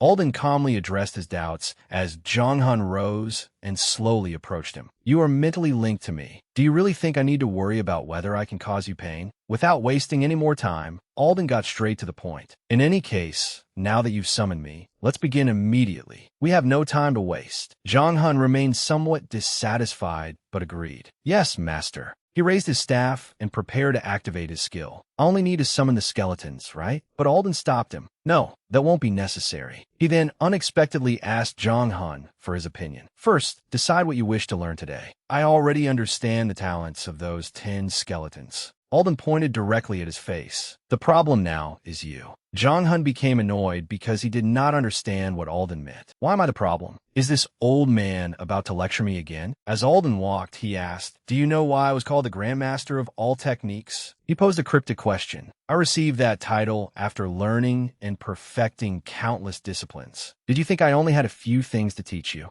Alden suddenly revealed a mysterious smile. What comes next will depend on how well you learn. Seeing his expression made Jong Han extremely nervous. He He stammered, "But master, you once said my talent was garbage." Before Jong Hun could finish, Alden stomped hard, silencing him. "Silence!" Alden shouted. He angrily pointed straight at Jong Hun's face. "Since you made that promise to me, you must inherit my techniques." His eyes shone intensely as he told Jong Hun, "If you can't do it, keep trying until you can. I can use one of my arts to transform garbage into a genius." Alden's expression made Jong Hun tremble. "It's fortunate that I can physically affect you now." Alden gradually calmed down and gently stroked his beard. "Fortunately, there are several arts I created but never had the opportunity to use." Alden clenched his hands and prepared to use one of his ultimate techniques. Blocked meridians can be opened with vital energy, and your constitution will improve after 300 days of massage. It will be quite painful, but you seem fairly persistent, so you should be fine. Jong Hun's face immediately turned ashen. "Excuse me, but this is my body. How can you make such an excited prediction about it?" He desperately tried to refuse. "Master, I don't think my heart is ready for this." But Alden flew into another rage. "Silence. Do you know how many people in my world desperately wanted to learn from me?" Although he could not suppress his anger, he still explained, "This is called the Eternal Artisan's Grand Technique. It is an art I created in the final years of my life after devoting a great deal of thought to it." Jong Hun stared blankly, still unable to understand the technique. If he possessed a technique like that, why didn't he use it earlier? After all, it can supposedly transform garbage into a genius. Alden knew what he was thinking with a single glance. "I can clearly see what's going through your mind. Using this technique requires me to sacrifice my life force." He explained the terrible consequences to Jong Hun. "What do you think would happen if I transformed a talentless disciple and elevated his potential? My body would melt away and disappear." Jong Hun asked curiously, "Then what about now?" Alden raised his hand and calmly replied, "I'm already dead, so it will probably be fine." Jong Hun felt slightly envious. What a carefree way of thinking. Jong Hun continued, "Then let me ask you something. Why didn't you use that technique on the other people who challenged you? You were already dead by then, too." Without saying a word, Alden immediately punched him on the head. "You fool!" Clutching his head, Jong Hun asked indignantly, "Why did you hit me?" Alden gritted his teeth. "Whenever I tell you something, you fail to understand its true meaning. You really are talented in the worst possible way." Alden's words carried a hint of mockery. "I already told you, didn't I? This technique transforms garbage into a genius." Jong Hun continued staring blankly, unable to grasp the deeper meaning. "There is no point in using it on someone who isn't garbage. It is only useful when the target is truly at the level of refuse." A moment later, Jong Hun finally realized what he meant. "Actual garbi." Alden continued his explanation. "It would not work on anyone above that level. Their bodies have already been influenced by other forms of energy." Alden spoke seriously. "Compared to them, your body is extremely pure and extremely weak. You possess the ability to summon the dead, but has it altered your body?" Once again, Alden's reasoning was perfectly sound. Not to mention, this is only the second best method. Naturally born geniuses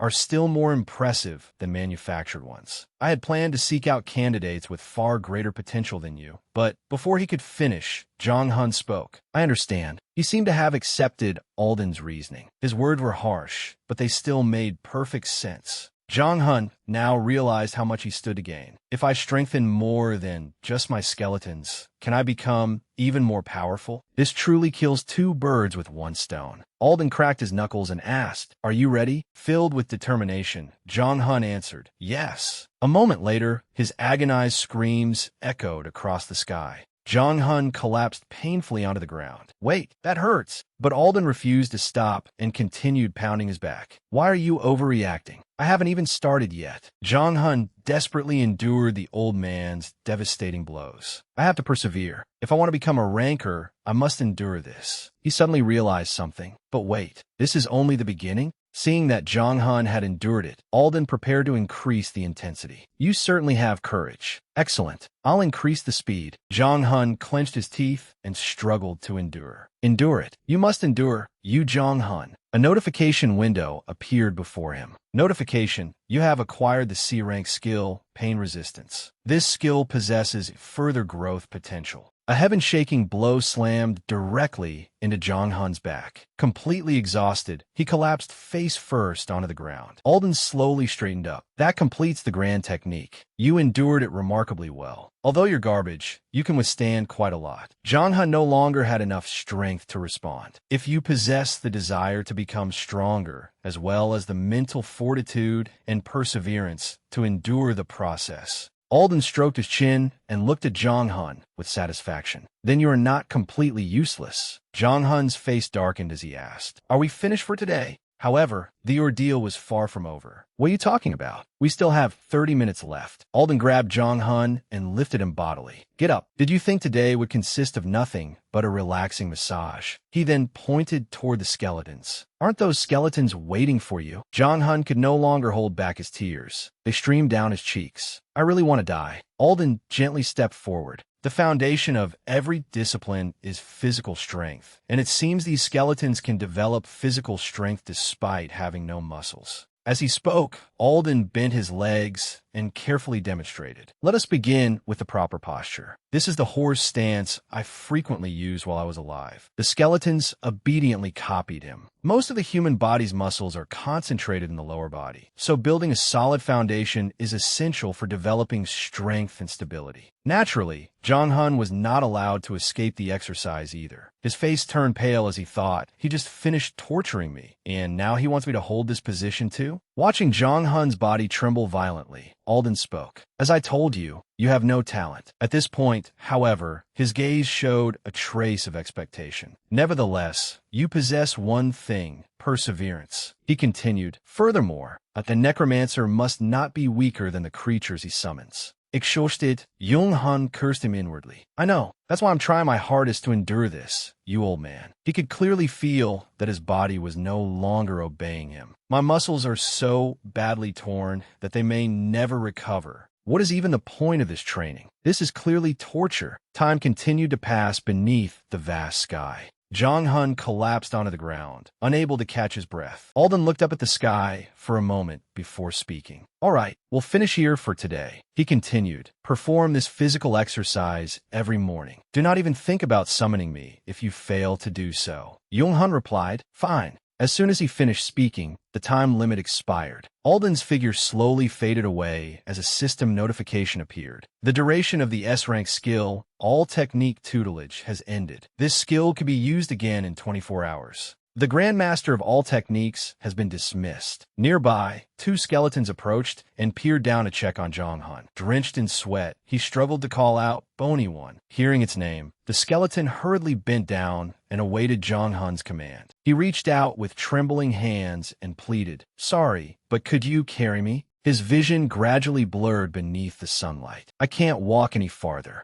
After resting and recovering, Jong Hun returned to work and pushed open the door. Before he could take another step, the sight inside stopped him in his tracks. Hey, Jong Hun! As soon as the captain saw Jong Hun, he smiled brightly and waved him over. You're finally here. Hurry over. Two other men were in the room. The captain asked, you recognize them, don't you? They were among the survivors from the last dungeon. Jong Hun racked his brain before finally remembering. Oh, I remember now. Before Jong Hun could speak, one of the men stepped forward to greet him. Necromancer, how have you been? What's this? You seem a little different. You look much more muscular and even more handsome. Delighted by the compliment, Jong Hun wondered, did they just say I'm more handsome? But it seemed to be true. Jong Hun had noticed it himself. I really am bulkier. My shoulders have grown broader too. It's almost as though my entire bone structure has changed. He recalled the brutal torture Mansun had put him through and wondered, could this really be the result of a 30-minute massage? The thought only deepened his doubts about their presence. But why have these hunters suddenly come here? Jong Hun asked directly, why are you here? The man dressed in white cleared his throat. Sorry for introducing myself so late. He extended a hand and introduced himself with a smile. It's a pleasure to meet you. Iem Kangyo Atsering Hunter. Your actions and attitude last time left quite an impression on me. Since we survived together, I've come to see you as someone well worth working with. Jong Hun replied,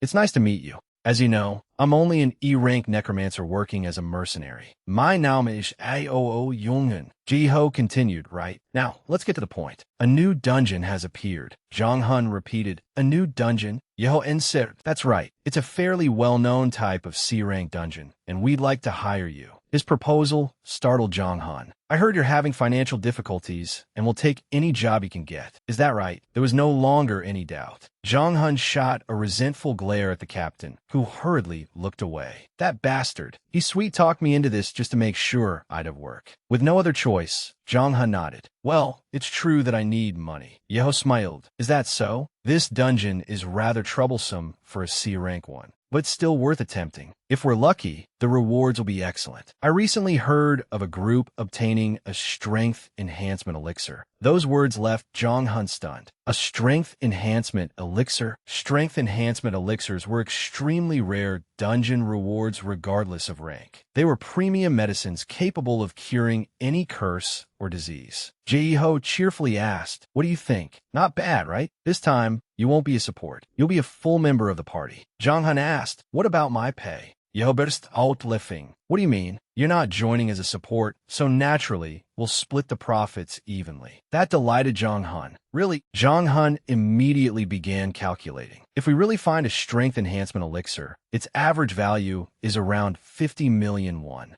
Split among 6 people, that would be about 8.33 million won each. Money instantly clouded his judgment as fantasies filled his mind. That's not bad at all. After giving Zhang Han some time to think, Ji-ho asked, well, will you join us? The decision is yours. Without hesitating any longer, Zhang Han agreed. All right, I was starting to get tired of working as a support anyway. Zhang Han thought, I'm also curious to see how powerful my evolved skeletons are in actual combat. This is a great opportunity. With that, the discussion concluded. Good, just come to this location next Monday. All right, I look forward to working with everyone. In the blink of an eye, the day of the dungeon expedition arrived. The sunlight was harsher than usual. A dungeon. At the training grounds, the skeletons were still diligently practicing their swordsmanship. That's right, for some reason, the hunters here grow stronger through those dungeons. Mansun scoffed upon hearing this. How ridiculous. A novice like you is already running around everywhere. Are you trying to run before you can walk? Zhang Han explained, please understand, elder. I need to make a living too. Mansun glanced aside and stroked his beard. Fine, I prefer actual combat to studying theory at a desk anyway.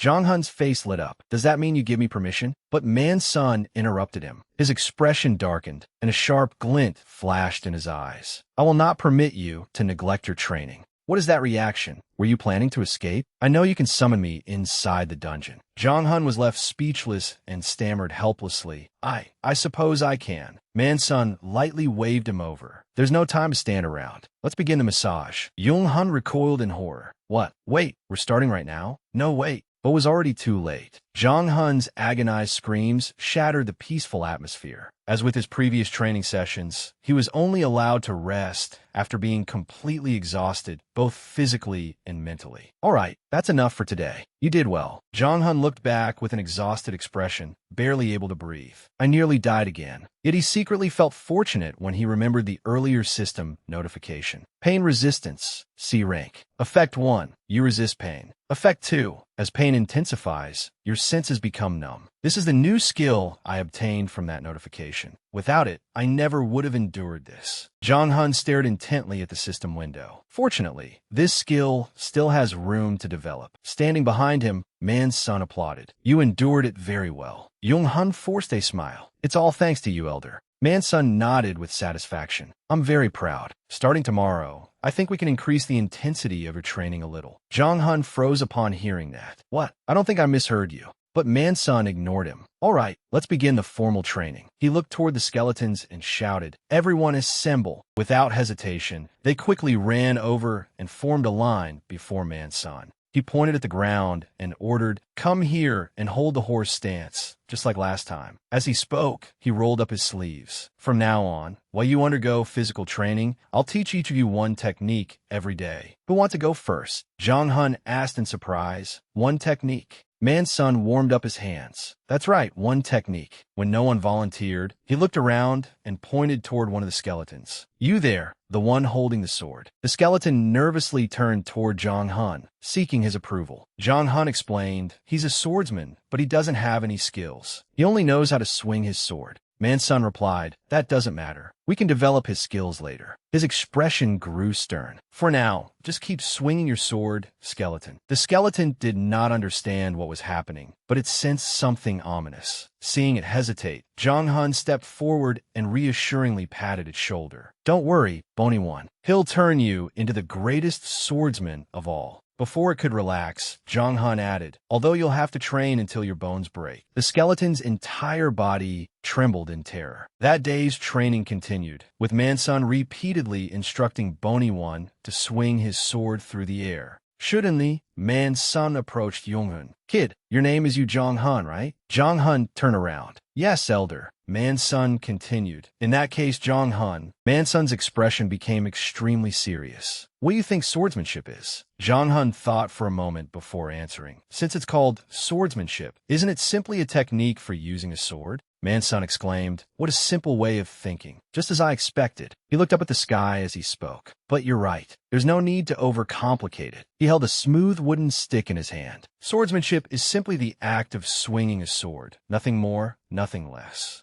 Mansun tossed the wooden stick toward Zhonghun. Now, pick up that stick. Looking at the stick on the ground, Zhonghun thought, now I understand. He doesn't only want the skeletons to inherit all his secret techniques. He wants me to inherit them too. Following Mansun's instruction, Zhonghun picked up the wooden stick and gripped it tightly with both hands. You want me to hold this? Mansun interrupted him. If I tell you to do something, just do it. Don't think too much. Hold the sword in whatever way feels most comfortable. Mansun asked, are you ready? Yonghun focused. Yes. Following his instructions, Zhonghun quickly swung the stick through the air. Good. Now swing it as hard as you can. Like this. After carefully observing him, Mansun burst into laughter. That's right. Excellent. Yonghun exclaimed in surprise. What? His eyes filled with suspicion. Excellent? Is he really a supreme master? Before Zhonghun could understand what he meant, Mansun said, look closely at how your right hand grips the sword. Your thumb holds it steady, while your other 4 fingers grip it firmly. And what about your swing? Mansun described what he had observed. You swung once from 10 o'clock to 4 o'clock, then again from 2 o'clock to 8 o'clock. That is how you naturally swung the sword. Mansun continued with a smile. I haven't taught you anything yet. You swung the sword in the way you believed would produce the most comfortable slash. Your concept of a slash is based on everything you've experienced throughout your life. Mansun's every word made Zhonghun reconsider what he had just done. You place your entire life into that slash. Yonghun's eyes widened. What? I did. Mansun interrupted him. Now answer me. If you add more strength and speed to that slash, will it become stronger? Zhonghun stared blankly at him. There you go, making that foolish face again. Without waiting for an answer, Mansun explained, any slash becomes stronger when given greater strength and speed. That is a simple truth that will never change, even if the world collapses. Yonghun finally understood. He looked at the wooden stick in his hands and exclaimed, oh, he thought, I understand now. He wants me to create my own slash, then add strength and speed to it. Seeing enlightenment dawn on Zhonghun's face, Mansun turned away in satisfaction. It seems you're beginning to understand. Zhonghun replied, a little. Mansun walked toward a nearby sword. Then do you know what will happen if that slash is repeated millions of times and perfected? No. Without hesitation, Mansun picked up the sword and pointed it toward Zhonghun. Watch closely, because this is the swordsmanship that you and those skeletons will learn. Zhonghun's eyes widened and his mouth fell open. Before Zhonghun could react, Mansun lunged forward with a piercing gaze and unleashed a slash. It was completely different from an ordinary attack. It had reached the pinnacle.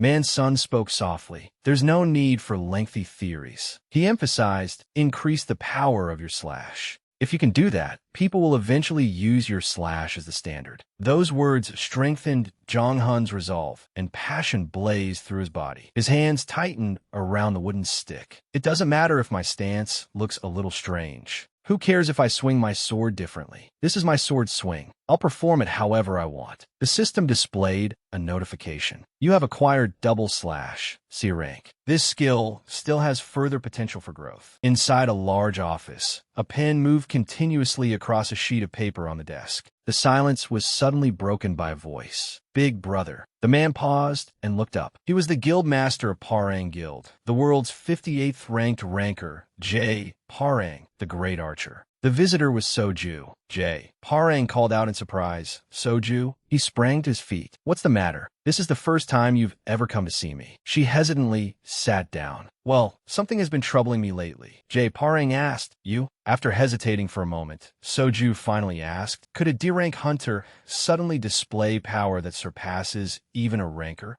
J. Parang looked confused. That's a rather strange question. She urged him, just answer me. He thought briefly before replying, well, even if someone gained a special opportunity or learned a new skill, they would still need time to master it. I think that would be very difficult. If such a case existed, the only explanation would be that they had been hiding their true abilities. Soju immediately rejected the idea. He definitely wasn't hiding them. Naturally, she had a reason for being so certain. All right, I believe you. After all, not even rankers can hide their abilities from your eyes. It turned out that Soju possessed a special S-rank detection ability. J. Parang rubbed his chin. Then that makes no sense. What happened? Her expression darkened. She clenched her teeth, but could not bring herself to speak. Soju still vividly remembered what had happened that day. I still haven't told my brother about that dungeon, but I can't tell him. How could I possibly admit that I was defeated? The person Soju had in mind was, of course, Min-san, that old man. The more she thought about it, the angrier she became. Never before had she felt so powerless, especially when she thought about Jong-hun. But how could a D-rank hunter possibly? Her first impression of him had admittedly been somewhat unusual. I was curious about him, so I gave him an opportunity. Soju muttered in disbelief, but he actually succeeded. He promised to tell me everything once things had settled down, so I'll wait. While she was lost in thought, J. Parang suddenly spoke, startling her. You're acting very suspiciously. A moment ago, you looked so serious, but now you're sitting there smiling. You've made me curious. Normally, the only thing you care about is wielding your daggers. Isn't that right? The moment he finished speaking, she sprang to her feet. It's nothing. I'm leaving. J. Parang called after her with a smile. Don't be embarrassed. You can tell your brother. Soju replied awkwardly. Mind your own business. Meanwhile, a group had gathered near the entrance to a dungeon. It was Jaeho's party. When he saw Jong-hun arrive, he cheerfully called out, Hey, necromancer, over here. He approached and continued. You arrived right on time. I sent you the dungeon details by text. I'm sure you read them on the way here, right? Jong-hun replied, Yes, of course. This was a C-rank desert-type dungeon. The primary objective was to eliminate the monsters and defeat the boss. It was a very standard dungeon. Jong-hun scratched his head. As you recommended, I applied sunscreen and brought emergency ice water. Yeho praised him. Good. Suddenly, Yong-hun noticed something unusual. Wait, I think there are more people than he mentioned before. In particular, there was an unfamiliar young woman and young man. Who are those two? They were engrossed in conversation. That's the gate to the dungeon. We'll see the desert as soon as we pass through it. Jiho explained. We hired 2 F-rank supports this time. Don't worry, we've already paid them. You won't be charged anything extra. Jong-hun forced a smile. Oh, I see. Thanks. It made sense. Supports were needed to collect ore and dropped items inside the dungeon. Although he felt uneasy, Jong-hun tried to calm himself. It's only a C-rank dungeon, so it should be fine. After all, my skeletons could defeat a greater goblin, the strongest D-rank monster, in an instant. There was no more time to waste. Jong-hun entered with the rest of the party. Just as Jiho had said, a vast desert awaited them, illuminated by blazing sunlight. The system displayed a notification. You have entered the dungeon. Warning, you are being exposed to a harsh environment. Jong-hun narrowed his eyes and looked up. Notification, all your attributes have decreased by 10%. The men in the group were drenched in sweat. It's hotter than I expected. We just have to endure it. Pretend we're in a sauna. Easy for you to say. How can anyone actually think that? Everyone looked exhausted. Jong-hun wondered, is it really that hard? He tilted his head helplessly. I can still handle it. This is child's play, especially compared to the hellish massages I got from that old man. With that thought, Jong Hun began summoning. He activated Summon Skeleton, D rank. The skeletons immediately appeared, exuding a far more imposing aura than before. A massive shield slammed into the ground, sending sand billowing through the air. Everyone's attention immediately turned toward them. One man stepped forward in amazement. "Necromancer, your summon seemed much stronger than last time." Jong Hun replied with an awkward laugh. "Haha, really?" At that moment, Jeho clapped and called out, "All right, everyone, focus. The monsters here are scorpions and snakes." The bald man immediately went pale with fear. "Snakes!" Another man reassured him, "Don't worry. They're only C-rank monsters." Jeho instructed them, "Stay close to us, collect whatever you're told to collect, and hand over whatever we ask for." "Understood." The two supports answered nervously, "Yes, yes." Without wasting any more time, the group resumed their journey. The air grew hotter and hotter, scorching their skin. "It's so hot. How much farther do we have to go?" Before he could finish speaking, Jeho abruptly stopped. "Stop!" He stared intently at the silent expanse ahead, gripped by an ominous premonition.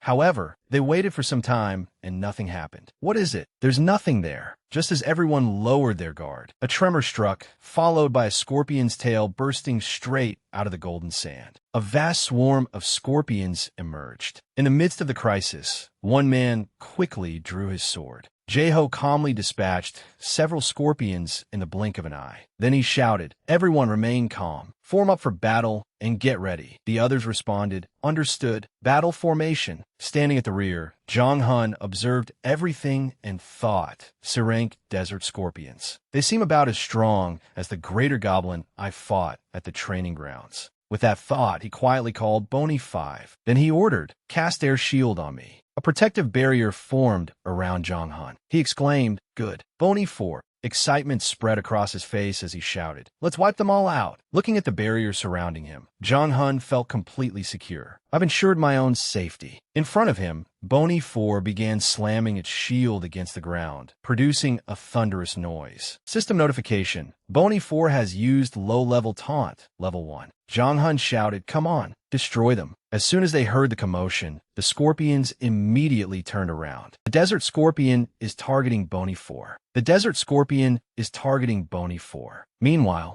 Bony 1 swiftly charged forward and swung its sword, striking the scorpion's body with all its strength. However, the scorpion was left completely unscathed. Although Bony 1's sword had failed to kill it, the blow still seemed effective as the scorpion collapsed. Yonghun felt relieved. Although they can't penetrate the scorpion's defenses, their attacks are still having an effect. "Keep going. If you hit them enough times, they'll eventually die." At his command, the skeletons continued attacking. They worked together in perfect coordination, some stabbing and others slashing, bringing down the desert scorpions. The battle progressed more smoothly with each passing moment. Jong Hun smiled in satisfaction. "This is easier than I expected." Jeho approached from behind and exclaimed, "Oh, Necromancer, your skeletons are incredible. It seems you encountered a fortunate opportunity." Jong Hun waved him off. "It's nothing. I can only do this because all of you dealt with the largest group first." Jeho burst out laughing. "Ah, don't be so modest. Does encountering a fortunate opportunity change a person's personality too?" Jong Hun scratched his head awkwardly. "Thank you for thinking so highly of me." Despite what he said, he still felt there was something strange about the man. "Either way, I can't help being suspicious of how they keep mentioning that fortunate opportunity." With that thought, Jong Hun glanced to the side. "Moreover, I could tell that the members of this group aren't weak. They're all extremely strong. I don't think they need to bring along an E-rank hunter like me. They know I'm the one who received the reward from that highest difficulty dungeon. But because of the confidentiality agreement with the Parang Guild, they can't ask me about it directly. The only way for them to find the answer," he realized, "is inside a dungeon where there are no surveillance cameras and no evidence will be left behind. Accidents happen frequently inside dungeons." The bald man had also been repeatedly casting probing glances at Jong Hun. Jong Hun reassured himself, "I should be careful for now. It's still only a suspicion." As he continued walking, Jeho remained motionless. A nearly imperceptible glint of murderous intent flashed in Jaeho's eyes. After traveling a while longer, the group reached a stone fortress bearing the image of a scorpion. A system notification appeared. Gate of the Ancient Desert Scorpion King. To break the seal of the Ancient Desert Scorpion King, sacrifices are required. On either side of the gate stood a sacrificial altar. Place 2 offerings upon the altars. The next notification made both supports go deathly pale. The offerings must be living hunters of F rank or higher. Hearing this, Jong-hun thought in shock. F rank sacrifices? Nobody mentioned anything about this. Suddenly, one man burst out laughing. Ah, sacrifices? How strange. Another man grinned and cast a meaningful glance at his companions. How could something like this happen? Exactly. How are we supposed to find sacrifices in the middle of the desert? As soon as he finished speaking, all their gazes turned toward the 2 F-rank supports. Those looks were enough for the young man to realize that danger was approaching. Captain, what do you mean by this? Only then did Jaeho speak. Didn't you hear? We need to offer 2 sacrifices. 2 living hunters of F rank or higher. Don't you understand? He urged them. What are you waiting for? Get up there. The young man stammered fearfully. What? Then he demanded in disbelief. Have you people lost your minds? Jaeho laughed. Lost our minds? Maybe. If thinking that makes you feel better, then go ahead. The female support cried. What? Why are you doing this to us? Suddenly, they realized the truth. Don't tell me you planned this from the beginning. Jaeho no longer bothered concealing it. Didn't you wonder why the pay was so much higher than usual? Why would anyone want to hire worthless trash like you? If you want high wages, you have to pay a high price. Am I wrong? Standing behind them and witnessing the scene, Jong-hun thought, what? If they're acting like this in front of me, they must be confident they can defeat me easily, right? The thought alone made him furious. His eyebrows drew together as Jaeho continued. All right, stop resisting and get onto the altars. At that very moment, a figure rushed forward and placed himself in front of the 2 supports. Jaeho stared in surprise. What? He looked at Jong-hun and asked, this has nothing to do with you. Are you rebelling against us? His lips curled into a contemptuous smile. Perhaps you're more innocent than I thought. Or are you merely playing the hero? Jong-hun interrupted. Shut up. What is your real objective? Jaeho repeated. Our objective? Jong-hun demanded. Why did you go to the guild and bring me here? Jaeho laughed. Perhaps you're not as stupid as you look. Jong-hun suddenly roared, making him flinch. Tell me, Jaeho answered bluntly. Just as I thought. You didn't clear that dungeon through luck alone, did you? That's right. You've probably figured it out by now. We want to learn about the fortunate opportunity you encountered. We don't know exactly how you dealt with and defeated the boss, so we went out of our way to lure you into this dungeon. As he spoke, Jaeho put away his sword. That being the case, we have no intention of fighting you. Jong-hun sneered. You have no intention of fighting me. Jaeho replied, that's right. We did all this to show you what kind of people we are, and to ask whether you want to join us. Of course, if you do, you'll have to share a portion of whatever you receive from your fortunate opportunity. Naturally, our team divides its profits very fairly. Jong-hun was left speechless after hearing that. These lunatics. He summarized their words in his mind. In other words, they're saying, we're a band of monsters. Want to join us? If so, hand over part of your reward. Is that it? Of course, Jong-hun would never do that. He decided to confront them. Fine, I'm done with all of you. There was no more time to think. Jong-hun began summoning and shouted, Bony 3. Bony 3 immediately raised its bow and aimed at the group. Destroy them. A barrage of arrows shot forward at tremendous speed, making the men gape in terror.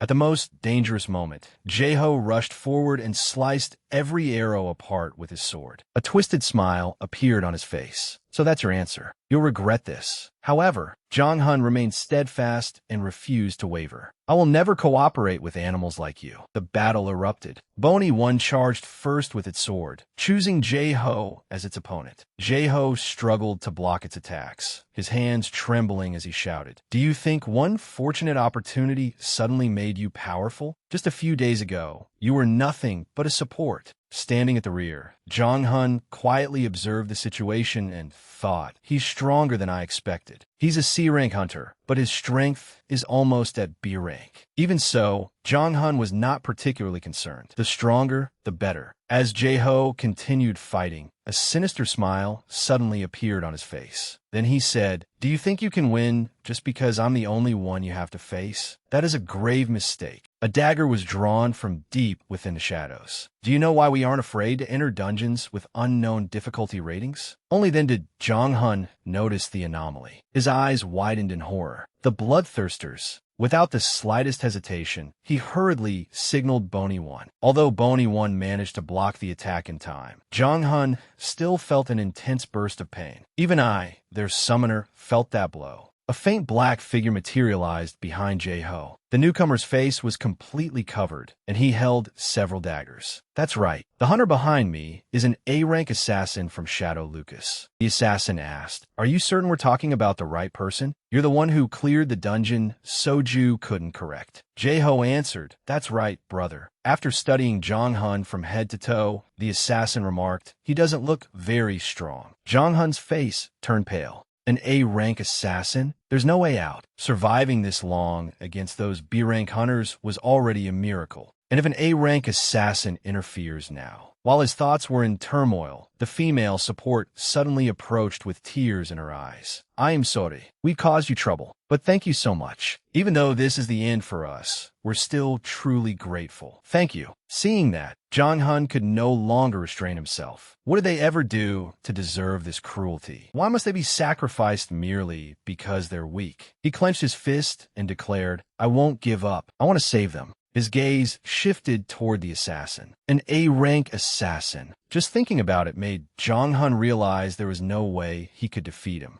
With no other choice, he called for Mansun. "I have one powerful ally capable of crushing even A-rank hunters. Activate Master of All Skills, S rank." On the opposite side, Jae-ho remained poised to attack. The assassin idly twirled his dagger as he waited. Good heavens! Even Mansun was exasperated by the chaotic scene. "I knew this would happen when a novice like you said you were going to start wandering around." Jong Hun no longer had time for that. He whispered, "Elder, the situation is extremely urgent. Please give me some advice." Mansun asked, "Advice?" After thinking for a moment, he continued, "Accept your fate. You can't defeat them. How pitiful. You call yourself my disciple, yet you can't even deal with weaklings like these." Jong Hun felt as though he were sitting on burning coals. "Please stop complaining. If I die, you'll never achieve your objective." Mansun roared furiously. "So what? I never told you to get involved in this mess. I'm the one who deserves pity, you brat. Even though I've mastered every technique, I still can't accomplish the impossible." As soon as he finished speaking, the assassin finally addressed Jong Hun. "This is our first meeting, so I'll ask nicely. What did you receive from that opportunity?" Hearing this, Jong Hun paused to think. Wait, what they want is the opportunity, the reward I received back then. An idea suddenly occurred to him. In that case, there's still a way out of this situation. They're trying to intimidate me and pretend they have complete control, but they'll still be in trouble if I refuse to cooperate and reveal my secret. In that case, Mansun stroked his beard and said, "So that's your plan. I understand." Jong Hun forced himself to look as calm as possible. "You want to know about my opportunity, don't you?" The assassin replied, "That's right. It's the reward from a dungeon that even that wretched Soju couldn't clear, so naturally I'm curious." Jong Hun nodded slightly. "Then I'll tell you. Of course I will. After all, you're an A-rank hunter." Seeing Jong Hun submit so quickly, the assassin put away his weapon and looked satisfied. "A wise decision. You seem more sensible than I thought." Suddenly, Jong Hun added, "However," Jong Hun stated his condition. "I won't tell you anything until you let me fight those traitors first. Until then, the anger and resentment in my heart won't allow me to speak." The skeletons were already standing by, ready for battle. "You don't like the deal? Then sue me." The assassin's expression darkened at the request, his face twisting unpleasantly. The two supports fearfully backed away, their faces deathly pale. "Jong," Hun pressed on recklessly, "please understand. I suffer from a psychological condition. No matter how dangerous the situation is, I can't tolerate having my pride wounded." The assassin asked suspiciously, "What are you plotting?" Jong Hun waved his hand dismissively. "Oh, come on. I know I can't escape from you. Whatever I might be plotting, I could never deceive the eyes of an A-rank hunter." The assassin found his reasoning plausible. "You have a point." Jae-ho hurriedly protested. "Boss, why are you hesitating? Are you really listening to this nonsense?" Jong Hun continued, "I already know I'm going to die. I mean, who could possibly think they'd survive with Shadow Lucas standing right in front of them? But even if I die, I won't let those bastards walk away without paying a price. So let me do this. If you can't accept my terms, then kill me now." To make his performance more convincing, Jong Hun raised his sword toward himself. Or should I end my own life right now? The assassin shouted. Wait. He finally agreed. Hold on. Jae-ho anxiously called. Boss. The assassin snapped. Shut up. He continued. Fine. I'll give you exactly 30 minutes. But if you try anything foolish, I'll make you live forever in agony, unable to die. The assassin's merciless voice emphasized every word. Understood. With no other choice, the assassin allowed Jong Hun to fight as requested. Fine. I'll give you exactly 30 minutes. If you try anything foolish, you'll spend the rest of your life in agony and never be granted a peaceful death. His displeasure was written all over his face as he emphasized, "Do you understand?" Though intimidated by those words, Jong Hun forced himself to remain calm and replied, "Of course." Contrary to him, Jae-ho was so furious that he saw stars. Clenching his teeth, he growled, "You." He tightened his grip on his sword, his hand still trembling. "Do you think you can defeat me?" Jong Hun replied, "We won't know until we try." Before the battle between them began, Ma Xian smiled. "Very well. The stage is now set. I'll intervene as promised. This time, we'll replace today's training with real-time practical instruction. Now, what will you do about the assassin waiting over there?" Jong Hun answered, "I need to conserve as much strength as possible." He continued, "Correct. Achieve maximum results with minimum effort. Let me teach you a strategy. Use your opponent's strength against them." With Ma Xian's assistance, Jong Hun felt much more confident. "Thank you, Elder." As soon as he finished speaking, his eyes flashed with sharp determination. "Take them down." Both sides charged into a chaotic melee. On one side were living humans, and on the other were dry skeletons. Neither side gave an inch, but with his strength, Jae-ho still held an overwhelming advantage. Before he could even catch his breath, a barrage of sharp arrows rained down from above. Fortunately, at the most dangerous moment, he managed to leap backward and evade them. Jae-ho's face twisted with rage as he ground his teeth and shouted, "You little brat!" But it did not end there. A staff-wielding skeleton conjured a series of blazing fireballs. The system announced, Bony 5 has used level 1 fireball. It immediately cast the skill at the enemies, launching the fireballs simultaneously. Upon witnessing this, Jae-ho's men turned and fled in terror. Fire! What the hell is this? Since when could skeletons throw fireballs? Meanwhile, Jae-ho was still being pressed by a skeleton as the two clashed head-on. The sound of weapons colliding rang out without pause. Suddenly, Jae-ho's sword snapped into two pieces. Jae-ho's face visibly paled and sweat poured down his brow. Damn it! Seizing the opportunity, the skeleton gained the upper hand and kicked him squarely in the chest, sending him sprawling backward. Throughout the entire battle, the assassin had been silently observing. Their movements were flawless and efficient. At this rate, that man might actually win. Just as he thought that, an ominous premonition struck him. His eyes flew open, and the assassin spun around. What is this feeling? Why can I sense her presence at the dungeon entrance? She should be outside standing guard.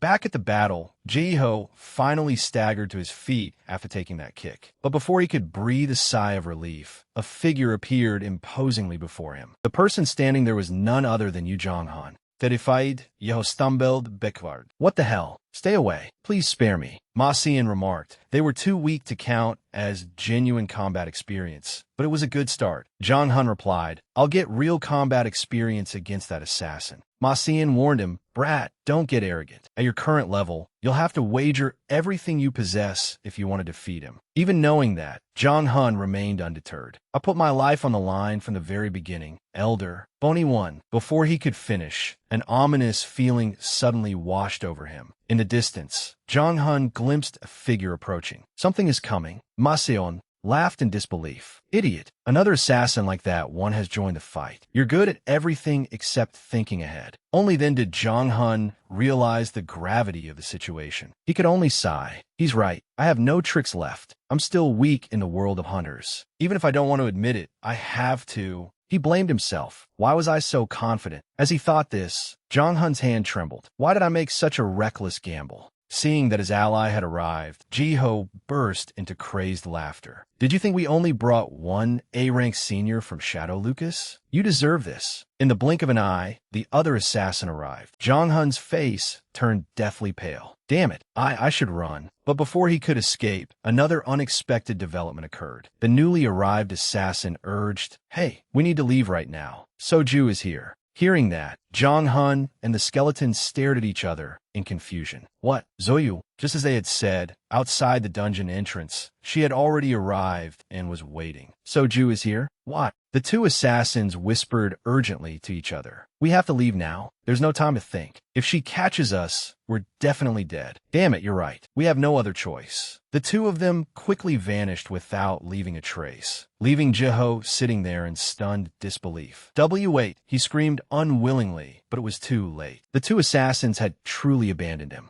Witnessing this, Jong-hun could not help but marvel. So this is the power of a rancor. Outside the dungeon, the bright sun was still shining overhead. Zoyu had not left. She remained in the same spot, waiting with her arms crossed. Am I overreacting? Following him from a distance like this really makes it seem as though I'm stalking him. I was only able to track him to this dungeon thanks to the Parang Guild's information. But after reconsidering, Soju still felt that what she was doing was wrong. She turned to leave. This isn't right. He promised to tell me once everything was settled, as long as I gave him some time. She murmured, yes, I should wait a little longer. Inside the dungeon, Jiho struggled to his feet. No, his companions were being mercilessly beaten by the skeletons. Do you think I'll die like this? Watching his companions gradually perish only strengthened Jiho's resolve. I will survive. His expression darkened as he clenched his teeth and began calculating. And to survive, his attention shifted to the two F-rank members standing nearby. I'll use everything available to me. Within the desert dungeon, the clash of weapons and agonized screams continued without pause.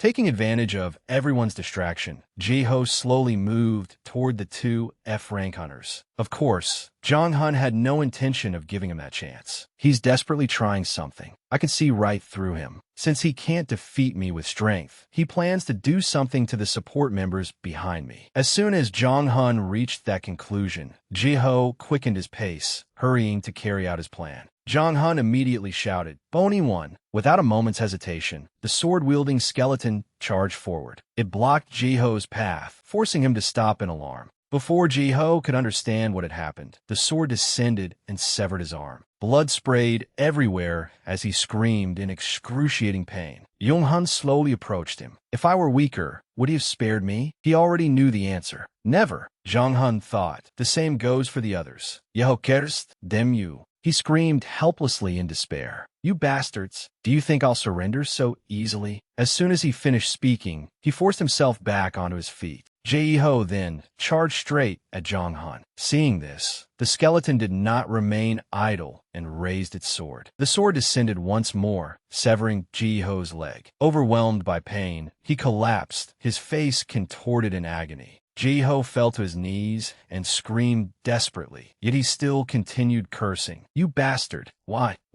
did you have to appear before me? Jong-hun calmly interrupted him. What are you talking about? As he spoke, Jong-hun crouched down and smiled. You were the one who appeared before me first. Knowing he no longer had any chance, Jiho lowered his head. Damn it, stop wasting time and kill me already. Jong-hun asked in return, kill you? He continued contemptuously, sorry, but you won't die that easily. Jiho trembled violently with rage, but could do nothing. He grabbed Jong-hun's hand and screamed, you bastard, kill me. Hurry up and kill me. Before he could finish, the skeleton seized his hand and restrained him. It then dragged Jiho away. What are you doing? His body scraped across the ground as he struggled helplessly. Hey, let me go, you bastard. It turned out that Jiho would be used as a sacrifice for this dungeon conquest. Another man was also brought over and placed upon the altar. You said we needed to sacrifice 2 living hunters to open the boss chamber, right? Jiho cried out in horror. You bastard. The system announced, the sacrifices have been placed. Verifying conditions.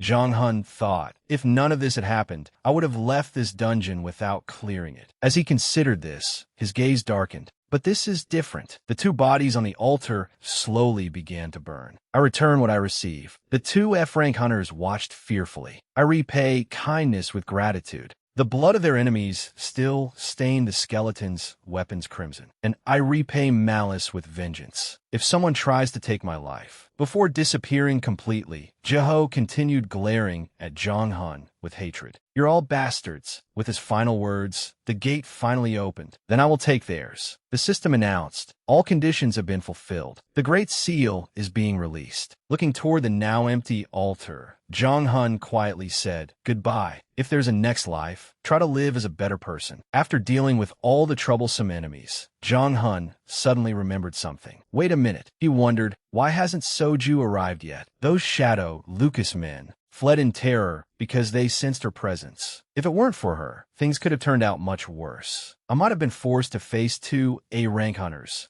and I might have ended up on that altar instead of them. Just as he finished that thought, the enormous stone gate began to rise. Powerful tremors violently shook the ground, and a system notification appeared. The ancient Desert Scorpion King has been unsealed. A deafening roar erupted from within, blasting outward. Rage, suppressed for centuries, surged toward the heavens. The two F-rank hunters trembled in terror. The D-rank awakened skeletons were suppressed by the presence of a powerful entity. All attributes have been reduced by 20%. Hearing this, even Zhang Hun was surprised. Now I'm genuinely worried. The young man approached and quietly asked, "Necromancer, are you sure this will be all right?" Yonghun smiled. "I don't know, but one thing is certain. This is still better than facing Shadow Lucas." The young man considered this and replied, "Yes, I suppose that makes sense." Although Zhang Hun said that aloud, he was still uneasy inside. "Stay calm. I only need to do what I practiced." Suddenly, Ma Xian appeared out of nowhere. "My disciple, surely you don't need my help to deal with such a lowly creature." He continued, "Seriously, if you can't handle something like this, you'd be better off dead." Zhang Hun interrupted, "Please don't say such things with such a serious expression." Ma Xian smiled and waved. "You think I'm joking? I'm not. I'm leaving now. Don't forget to summon me tomorrow." Before Zhang Hun could say anything else, he vanished. "Elder," the system announced, "the duration of the S-rank skill, Teach All Secret Techniques, has ended." Only then did Zhang Hun realize the time is already up,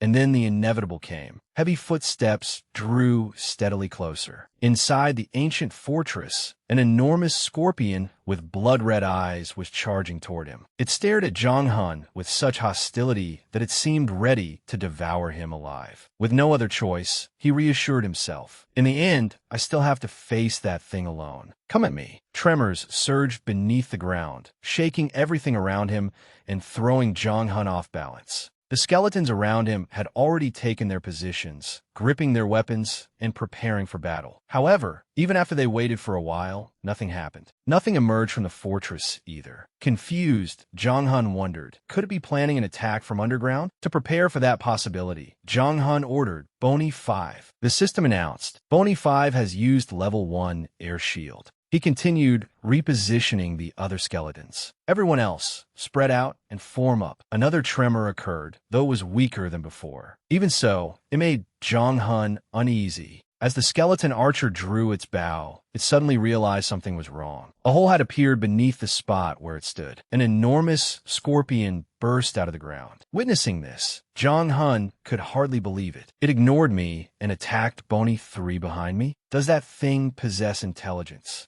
It appeared that the scorpion was truly a formidable opponent. Worse still, it turned toward the other skeletons scattered across different positions. Its eyes flashed as it released an enraged roar. As the situation grew increasingly dangerous, Zhang Hun shouted, Bony 4. The shield-bearing skeleton slammed its shield against the ground, creating a loud noise that attracted the giant scorpion's attention. Bony 4 has used level 1 low-level taunt. The skill succeeded, drawing the giant scorpion away from the others. As though driven mad, it charged straight at Bony 4. It's coming. The skeleton immediately activated another skill. Bony 4 has used level 1 low-level block. Zhang Hun exclaimed happily. It blocked it. He could not afford to miss this opportunity. Everything had already been planned. Now is my chance. Before acting, he secretly exchanged glances with the skeletons. As if through telepathy, all of them understood Zhang Hun's intentions. They assumed their positions and waited for his command. Zhang Hun shouted, all units attack. Sharp arrows and blazing fireballs struck the giant scorpion simultaneously. Blood poured from its wounds as it shrieked in pain. Weak points? Vital spots? Who cares? Jong-hun was pleased. No one can stay strong when they're being overwhelmed by numbers. Just when it seemed the battle was over, the giant scorpion's eyes flashed with murderous intent. Before Jong-hun could react, it exerted all its strength and swept its hardened tail through the skeletons, sending them flying in every direction. Fortunately, the blow was not enough to destroy them, and they managed to endure it. Jong-hun assessed the situation. Although it was difficult, their strategy was working. He could see that the giant scorpion had suffered numerous serious wounds. "I've definitely damaged it." There was no time to hesitate. He commanded, "All right, don't worry about dying. Just keep attacking." After giving the order, Jong-hun checked his system screen. "I currently have 50 mana remaining." The corners of his mouth curled upward. "As long as I still have enough mana to summon them again, my skeletons are essentially invincible." At that moment, the scorpion went berserk again and destroyed one of the skeletons. Jong-hun remained unconcerned and summoned another. Summon. The system announced, "Summon skeleton. D rank has been used. 10 mana consumed. Bony 1 has been summoned." Even the boss appeared startled by what it witnessed. The skeletons gave it no chance to rest and charged into battle together. Standing behind them, Jong-hun shouted, "Go! Bony 1, Bony 2. Directly in front of the giant scorpion, a sword descended like lightning. Refusing to yield, the creature immediately thrust its tail forward. In the blink of an eye, Bony 1 severed its tail. Blood sprayed through the air as the boss roared in a frenzy. Bony 2 followed up with the finishing blow and brought the boss down. Watching this, Jong-hun thought he was dreaming. "All right, system notification. You have defeated the ancient desert scorpion king." Looking at the giant scorpion's corpse, he exclaimed, "I did it." Only then could he finally relax and breathe a sigh of relief. "I only have 10 energy left. If that monster had resisted any longer, I probably would have lost." Suddenly, all the skeletons received a new surge of power. Bony 1 status is being adjusted. All attributes have increased by 1 level. Low level / level 4 has increased by 2 levels. Bony 2 status is being adjusted. All attributes have increased by 1 level. Low level thrust, level 2, has increased by 2 levels. Jong-hun thought excitedly. The skeleton's skills and attributes increased, just as expected from a C-rank boss. Just then, the system issued another notification. "You have discovered the C-rank Ancient Desert Scorpion King's venom gland. Would you like to claim it?" "Accept." Curious, he wondered, an item? There was no reason to refuse, so he pressed accept. Of course. A round object glowing purple immediately appeared before Jong-hun. "You have obtained an item. C-rank Great Desert Scorpion King's venom gland." He examined it in surprise. "What's this? Is it only a material?" Description: the concentrated venom of the ancient desert scorpion king, concealed within its tail. It contains approximately 20 extremely dangerous toxins. Effect 1 can be used as material for crafting equipment. Effect 2 can be used as material for learning a skill. While Jong-hun was still wondering what to do with it, Bony 3 reacted. It clattered its bones to get his attention. System notification. Bony 3 is reacting to the ancient desert scorpion king's venom gland. A hidden condition has been fulfilled. Notification. Poison arrow crafting condition. To learn poison arrow, level 1, you must encounter a special opportunity and possess a D rank or higher poison attribute skill material. He asked in astonishment, "What? A skill can be unlocked this way?" Now I finally understand why the Shadow Lord kept talking about dungeons. "Would you like to learn Poison Arrow, level 1? Jong-hun immediately seized the opportunity. Of course, Bony 3 status is being adjusted. It has learned Poison Arrow, level 1. Congratulations. You have cleared the Ancient Desert Scorpion King stage. You have received a completion reward. As soon as the system notification ended, a dazzling light shone directly into Jong-hun's face. When he could see again, he was back in the forest outside the dungeon. The F-rank young man and his gloomy-looking companion had also been transported outside. Unable to believe it, the two of them jumped for joy. "We're saved. We actually survived. Thank you, Necromancer," they shouted. "We'll never forget what you've done for us." Jong-hun smiled and reminded them, "Take this as a valuable lesson. From now on, don't go anywhere just because someone offers you more money. With that, the three parted ways. Thank you. Goodbye. Jong Hun thought, all right, now it's time to collect what I earned from this trip. Should I check the reward? Notification. You have received a completion reward. Congratulations. You have obtained the B rank item, Trace of the Great Desert. An item radiating dazzling golden light appeared in Jong Hun's palm. He examined it in amazement and exclaimed, "What is this?" As the light slowly faded, he realized it was a key. Jong Hun had no idea what it was for. A key. Its information appeared. Item, B-rank Ancient Desert Trace. Type, Artifact, a key that unlocks the secret of a hidden ruin. Effect 1, opens the Ancient Desert Dungeon. Effect 2, bound to Hunter Yu Jong Hun. Even after reading it, he still did not fully understand. Is this some kind of linked dungeon? Just as he thought this, a familiar figure approached. It was none other than Soju. Jong Hun did not notice her arrival and continued muttering, "I wish someone could explain this to me." After a moment, his instincts finally prompted him to turn around. His eyes widened. Soju looked as composed as ever, showing no reaction. "Shadow Queen." She spoke with slight awkwardness. "It's been a while. You said you wanted some time to think it over. Since you've already gone dungeon exploring, I assumed you'd settled everything." Jong Hun's face turned pale, and his entire body froze. She continued, "Besides, if I hadn't come here, you might never have sought me out." Only then did he remember the promise he had made to Soju at the hospital. "I see." He began wrestling intensely with himself. What should I do? Should I tell her the truth or mix in a few lies? But when he saw the sword at Soju's waist, Jong Hun hesitated. What if she finds out I'm lying? The mere thought made him envision his own gruesome end. Jong Hun swallowed nervously. "I'll tell her the truth. That'll probably work out better." He tightened his grip on the key. "Besides, I'm only a novice hunter who knows nothing about this world. If I can use this opportunity to build a relationship with a ranker, I must seize it." After carefully considering everything, Jong Hun finally decided to speak. "All right, Shadow Queen. You said you wanted to know how I cleared that dungeon and what reward I received, correct?" His expression became more serious than ever. "I'll tell you everything." He paused before finishing. "But on one condition." Soju asked curiously. "A condition?" Jong Hun replied, "First, I need you to protect me until I become stronger." She asked, "Protect you? Do you owe someone something?" Jong Hun answered wearily, "No, there are just a few bullies pursuing me." Soju pressed him, "What else?" "You said first, so there must be another condition." Without hesitation, he held out the key he had just received. "I'm a beginner, so teach me whatever I don't know, within reason. For example, tell me about this." Upon seeing the item, Soju asked in surprise, "Is this an artifact?" Her reaction made Jong Hun reconsider its value. "Do you know what this is?" It even surprised a ranker. "Is it really that valuable?" Soju's eyes became wary as she asked, "Did you obtain this from that dungeon?"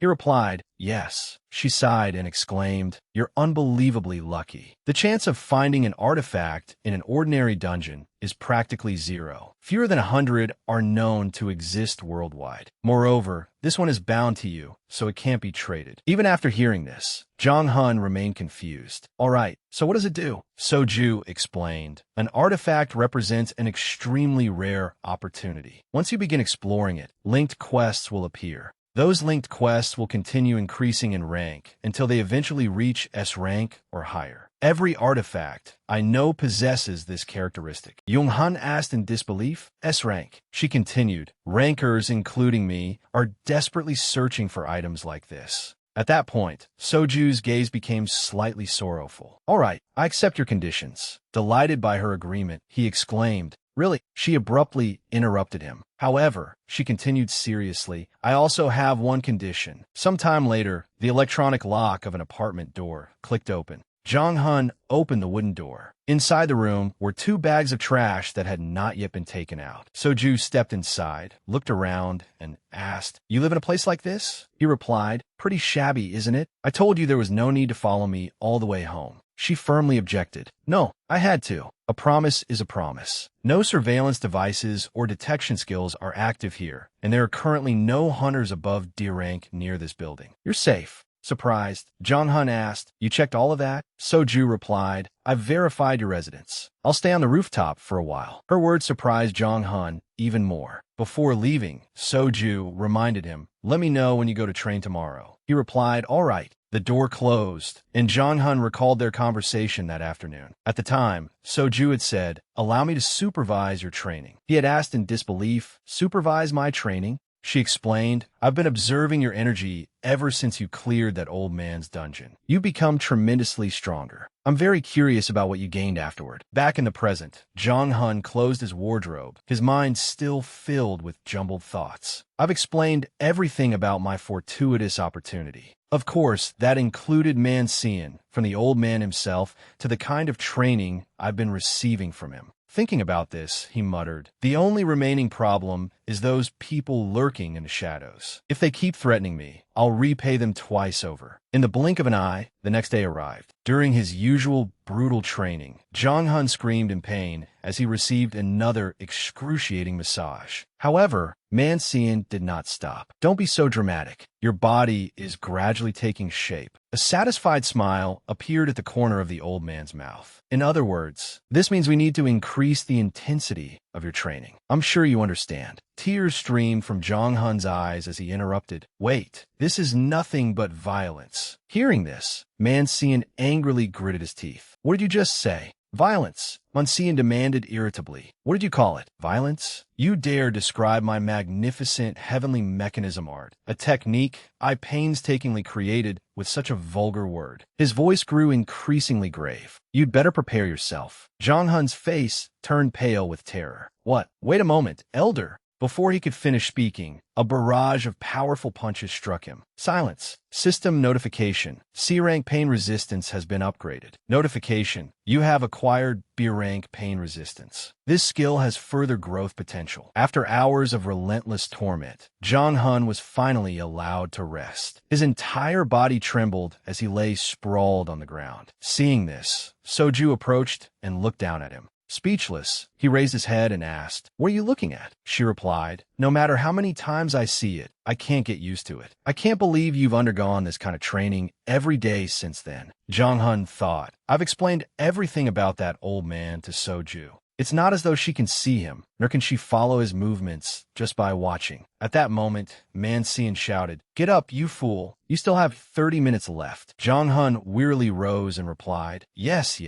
I know I shouldn't lie down when I'm still this weak. I'm getting up. Bony 2 trained yesterday, so today was Bony 3's turn. The skeletons were becoming stronger every day. The problem was that the stronger they became, the more Jong-hun had to learn and train. Status window. A screen appeared. Hunter, Aoo Yonghun. Alias, X, Energy, 50/120. Special Authority, Cursed Necromancer, D rank. You are a necromancer capable of controlling the souls of the dead. You can use terrifying spirits and poison to subdue your opponents. However, you are cursed and can only summon skeletons. Skills, Summon Skeleton, D rank. Memory Reconstruction, S rank. Master of all techniques, S rank. Pain Resistance, B rank. Tier, C rank. Thrust, C rank. Shoot, C rank. Block, C rank. After reading through it, Jong-hun smiled in satisfaction. That really is a lot of skills. Bony 1 slash, Bony 2's thrust, Bony 3's shoot, and Bony 4's block. I've learned all their skills except for Bony 5's, since he's a mage. To learn Bony 5's skills, I need to learn how to use Aura. Back in the present, a diagram was being drawn on the ground. Manhwa pointed to the diagram and said, "Get in there and sit cross-legged, brat." Jong-hun obeyed, stepped inside the circle, and sat down. "I only need to sit here, right?" The old man replied, "Recite the Heavenly Heart Purification Formula I taught you before, but don't mindlessly recite it. Concentrate and feel how the invisible energy moves." Jong-hun's eyes slowly closed. He began reciting the phrases Manhwa had taught him. In the depths of his mind, he could still hear the old man's voice. Don't assume this is meaningless. Breathing is the most important step in this technique. If you can't sense the aura when I teach the skeletons the basics. Jong-hun asked, "Then what?" Manhwa answered, "Then I'll have no choice but to conclude that you have no talent and intensify your training." Jong-hun was speechless.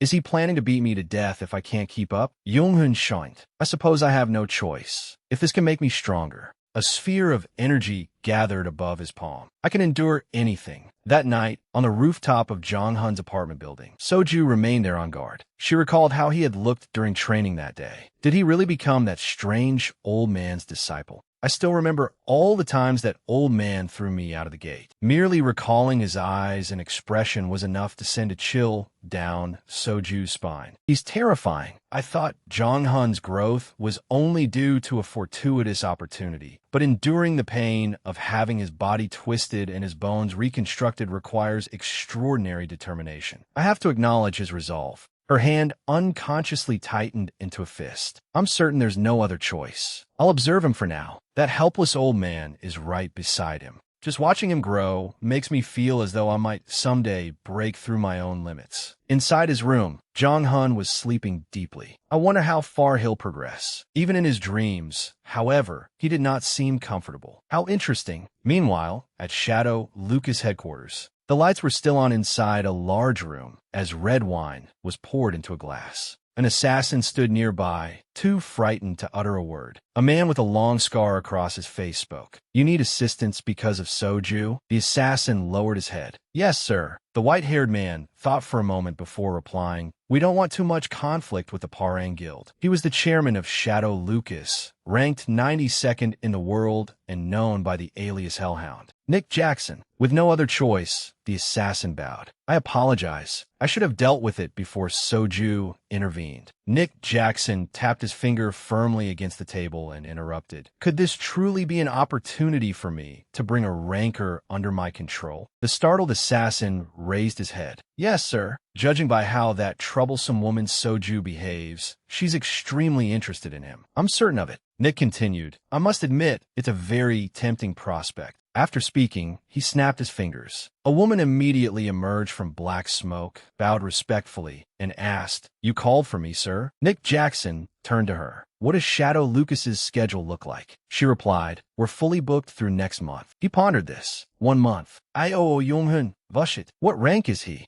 The assassin answered, "He's E rank, sir." Upon hearing this, Nick Jackson visibly relaxed. Then he still has a long road ahead of him. He ordered, "Very well. Cancel my entire schedule for next month. I'll go meet him personally." As he spoke, the corners of his mouth curled into a mysterious smile. That man named. The scene shifts to Yu Jong-hun. As usual, he is busy training. 37, 38. Not far away, Soju watches him closely. 39. Then he lets out a loud shout. 40. The moment he finishes, Jong-hun collapses, drenched in sweat. Suddenly, Soju calls out to him. She slowly approaches with an extremely serious expression. "I have something to tell you." Without showing any emotion, Soju repeats, "There's something I want to discuss with you." Seeing how serious she is, Jong-hun immediately sits up. "Something to discuss with me?" She continues, "Do you remember what I promised you? You promised to protect me from any ambushes until I became stronger, right?" Sensing something was off, he answers with an awkward laugh. "Haha, yes." Jong-hun helplessly thinks, "Though I never expected her to watch me 24 hours a day, 7 days a week." Soju replies, "How could I protect you without watching you at all times?" He stands and continues, "But you're a rancor, aren't you? You still need to clear dungeons and handle guild affairs." Soju responds, "That's exactly why I'm bringing this up." She explains, "I've been watching you for about 2 weeks. Even if I neglect guild activities, there are still many things I have to do." At this point, she raises 2 fingers. "You have 2 choices. First, stay with me around the clock. Second, use the catalyst key you obtained after clearing the last dungeon." Jong-hun exclaims, "Oh." Only then does he remember the item he obtained after clearing the C-rank dungeon. That's right, the key. The system displays a notification. Item, Traces of the Ancient Desert. Rank, B-type catalyst. Description, a key used to uncover the secret of a hidden catalyst. Effect 1, unlocks the Ancient Desert dungeon. Effect 2, bound to Hunter Yu Jong-hun. Soju explains further. A bound catalyst means it will become a personal dungeon. You may actually be safer inside that dungeon than traveling with me, since even rankers won't be able to interfere there. It sounds reasonable, but Jong-hun still hesitates. But it's a B-rank dungeon. Won't it be even more dangerous inside? Instead of answering immediately, she smiles. After a moment, Soju says no. You may not realize just how much you've grown. This could be a good opportunity to test your strength. She smiles confidently as she speaks. From what I've seen, you're more than capable of clearing that dungeon. Receiving such praise from Soju makes Jong-hun freeze in disbelief. Did a ranker really just praise me? Even though I'm an unusual necromancer, no one has ever acknowledged me as anything more than an E-rank mercenary. He thinks, I can't believe someone like her has recognized me. That fills Jong-hun with greater determination than ever before. Clutching the key tightly, he smiles and says, that's a good idea. I choose the second option. Soju replies, I knew you would. Are you going right now? Jong-hun answers, yes. Why hesitate? I've already finished my morning training. Without wasting any more time, she instructs him, then channel your energy into the key to activate it. The dungeon will appear. Though skeptical, he follows her instructions. Just as she said, the key floats into the air and emits a dazzling golden light. The system displays another notification. Would you like to activate traces of the ancient desert? You may open the ancient desert dungeon. Warning, this is a personal dungeon. Before leaving, Jong-hun looks at Soju and says, I'll be back soon. She smiles gently and nods. At last, Jong-hun completely disappears and is transported directly into the dungeon. When he opens his eyes again, he finds himself standing on golden sand beneath blazing sunlight. After looking around, he exclaims in disbelief, what is this? The system announces, you have entered the ancient desert. You have discovered the pyramid. Jong-hun wonders, a pyramid? Without wasting any time, he quickly summons his skeletons. Skill activated, summon skeleton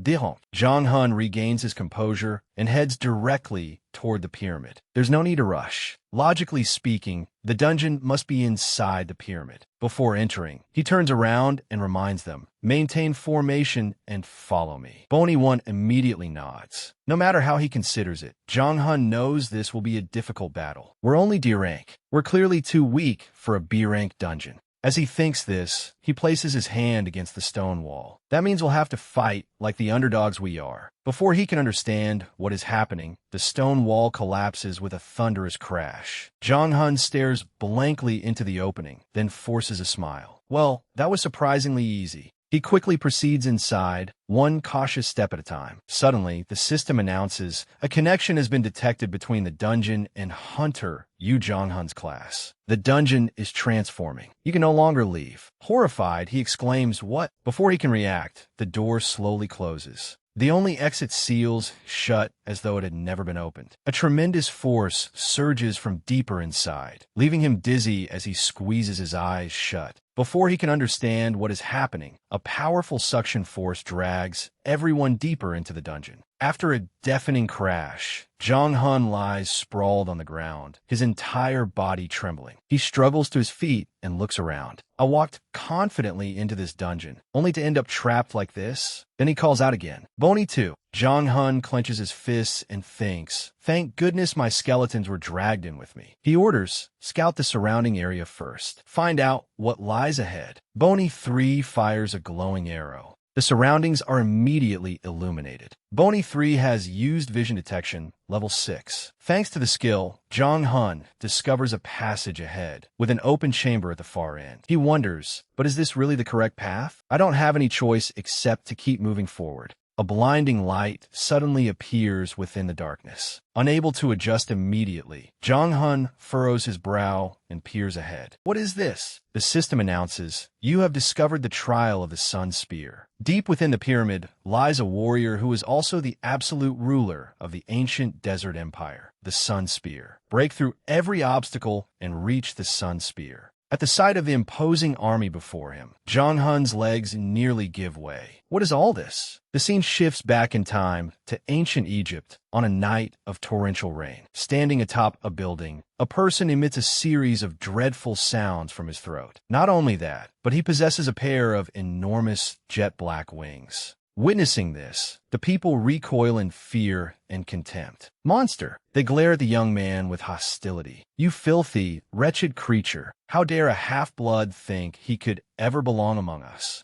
Hearing those words, the young man clenches his hands. Some tried to cut off my arms as soon as I was born. Others tried to sever my ankles. Only 2 deep, black sockets remain on his face. In the end, someone took my eyes. As he recalls this, a man charges at him with a dagger and shouts, die. But before the attacker can do anything, the young man strikes and kills him in a single blow. The bald man's body is ripped in half, blood spraying everywhere amid his agonized screams. The young man looks at the body collapsed on the ground without the slightest remorse. Everyone who cursed him moments earlier meets an equally horrific end. The young man remains standing beneath the torrential rain, his tears mingling with the raindrops. If all of you insist on taking away everything that belongs to me, a single tear falls with a faint sound, strengthening his resolve. Then I will take away everything that belongs to you. Back inside the dungeon, rows of skeletons stand in formation, each holding a gleaming spear. Seeing them, Jong-hun stops anxiously. Damn it! Before he can react, a flood of red notifications appears. Warning, warning, warning. 100 Durang skeleton soldiers are approaching.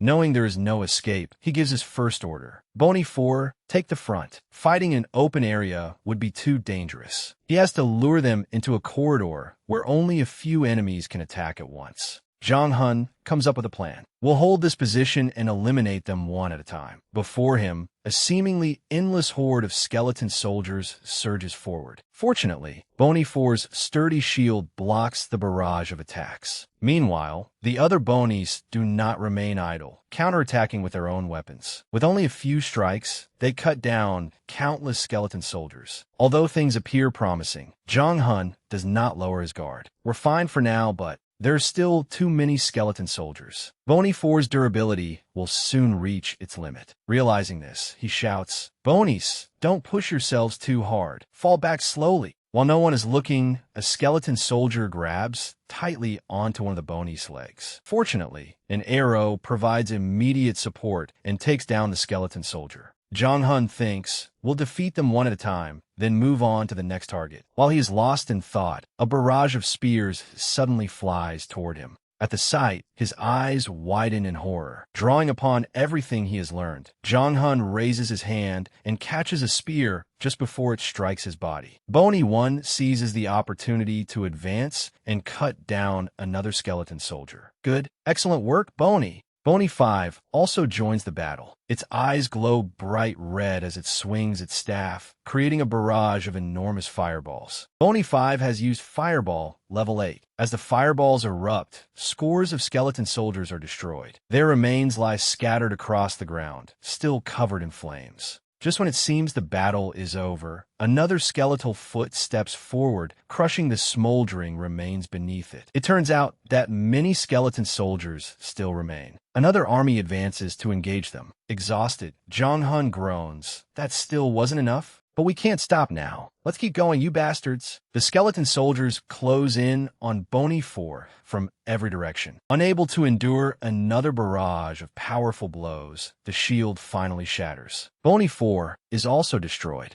Seeing this, Jong-hun uses his power to revive Bony 4. The system announces, Summon Skeleton, D rank activated, 10 mana consumed. Bony 4 has been summoned. Even the skeleton soldiers recoil in surprise at the sight. Jong-hun tightens his grip. If one spear breaks, I'll simply pick up another. Then I'll keep driving it into my enemies, fighting in my own way and with my own stance. This time, Jong-hun personally attacks. C rank Pierce. The moment he takes down one skeleton soldier, several more rush at him. Undaunted, he twists aside and avoids their attacks. Jong-hun and his skeletons work together seamlessly, destroying the skeleton soldiers group by group. You damn piles of bones. D. After a grueling struggle, Jong-hun's body is completely exhausted, and he gasps for breath. Only one dying skeleton soldier remains, barely able to stand. The Sun Spear sleeping within the pyramid has awakened. The Sun Spear is watching you. The Sun Spear mocks you. The Sun Spear asks whether you truly believe you can confront him with such feeble skills. Jong-hun does not understand and snaps. What did you say, you bastard? The final skeleton soldier continues to struggle. I don't know who this Sun Spear is, but I've overcome a dungeon far worse than this. I'm the one who persuaded that old man whom even a rancor couldn't defeat. With that thought, Jong-hun declares, Bony 4, we're advancing from now on. That Sun Spear bastard is taunting me from up there.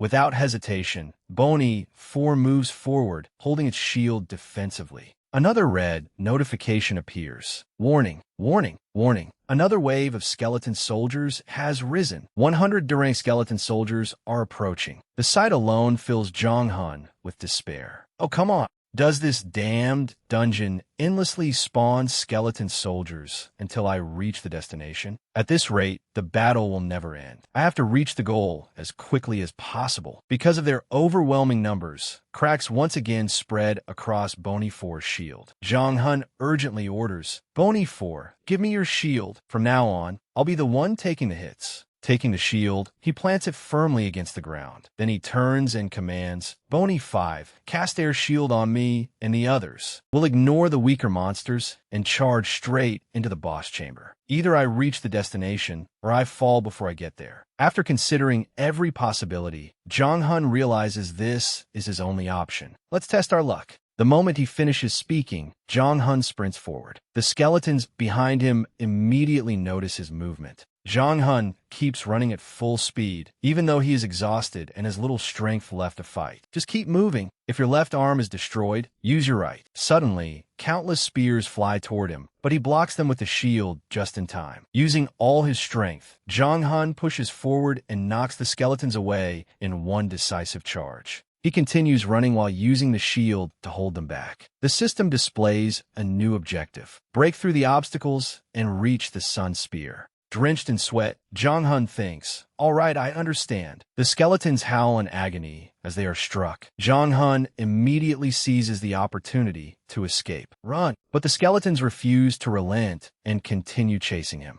Jong-hun fights through countless skeletons in pursuit of a single objective. I just have to touch the thing called the sun spear. He finally seems to glimpse his destination. Run! Jong-hun's brow tightens as his resolve hardens. Just a little farther, just a little more. A dazzling light shines from the doorway ahead. Suddenly, Jong-hun trips and crashes to the ground. The system announces, the sun spear mocks you. A cold voice echoes from somewhere. Pitiful human, you dare challenge me with such feeble skills? Humans are both weak and cunning. How astonishing. Jong-hun grits his teeth in defiance. What does he know? I'm only an E-rank hunter. Several more skeletons appear directly in front of Jong-hun. Gritting his teeth, he curses inwardly. Damn it. They stand with their weapons, ready to attack. Jong-hun's face turns pale. When is this going to end? One of the skeletons begins to swing its club, but a spear immediately pierces straight through its eye socket. Jong-hun tensely assesses the situation. Fighting them now means certain death. I need to focus on escaping. With that thought, he quickly runs. Damn it.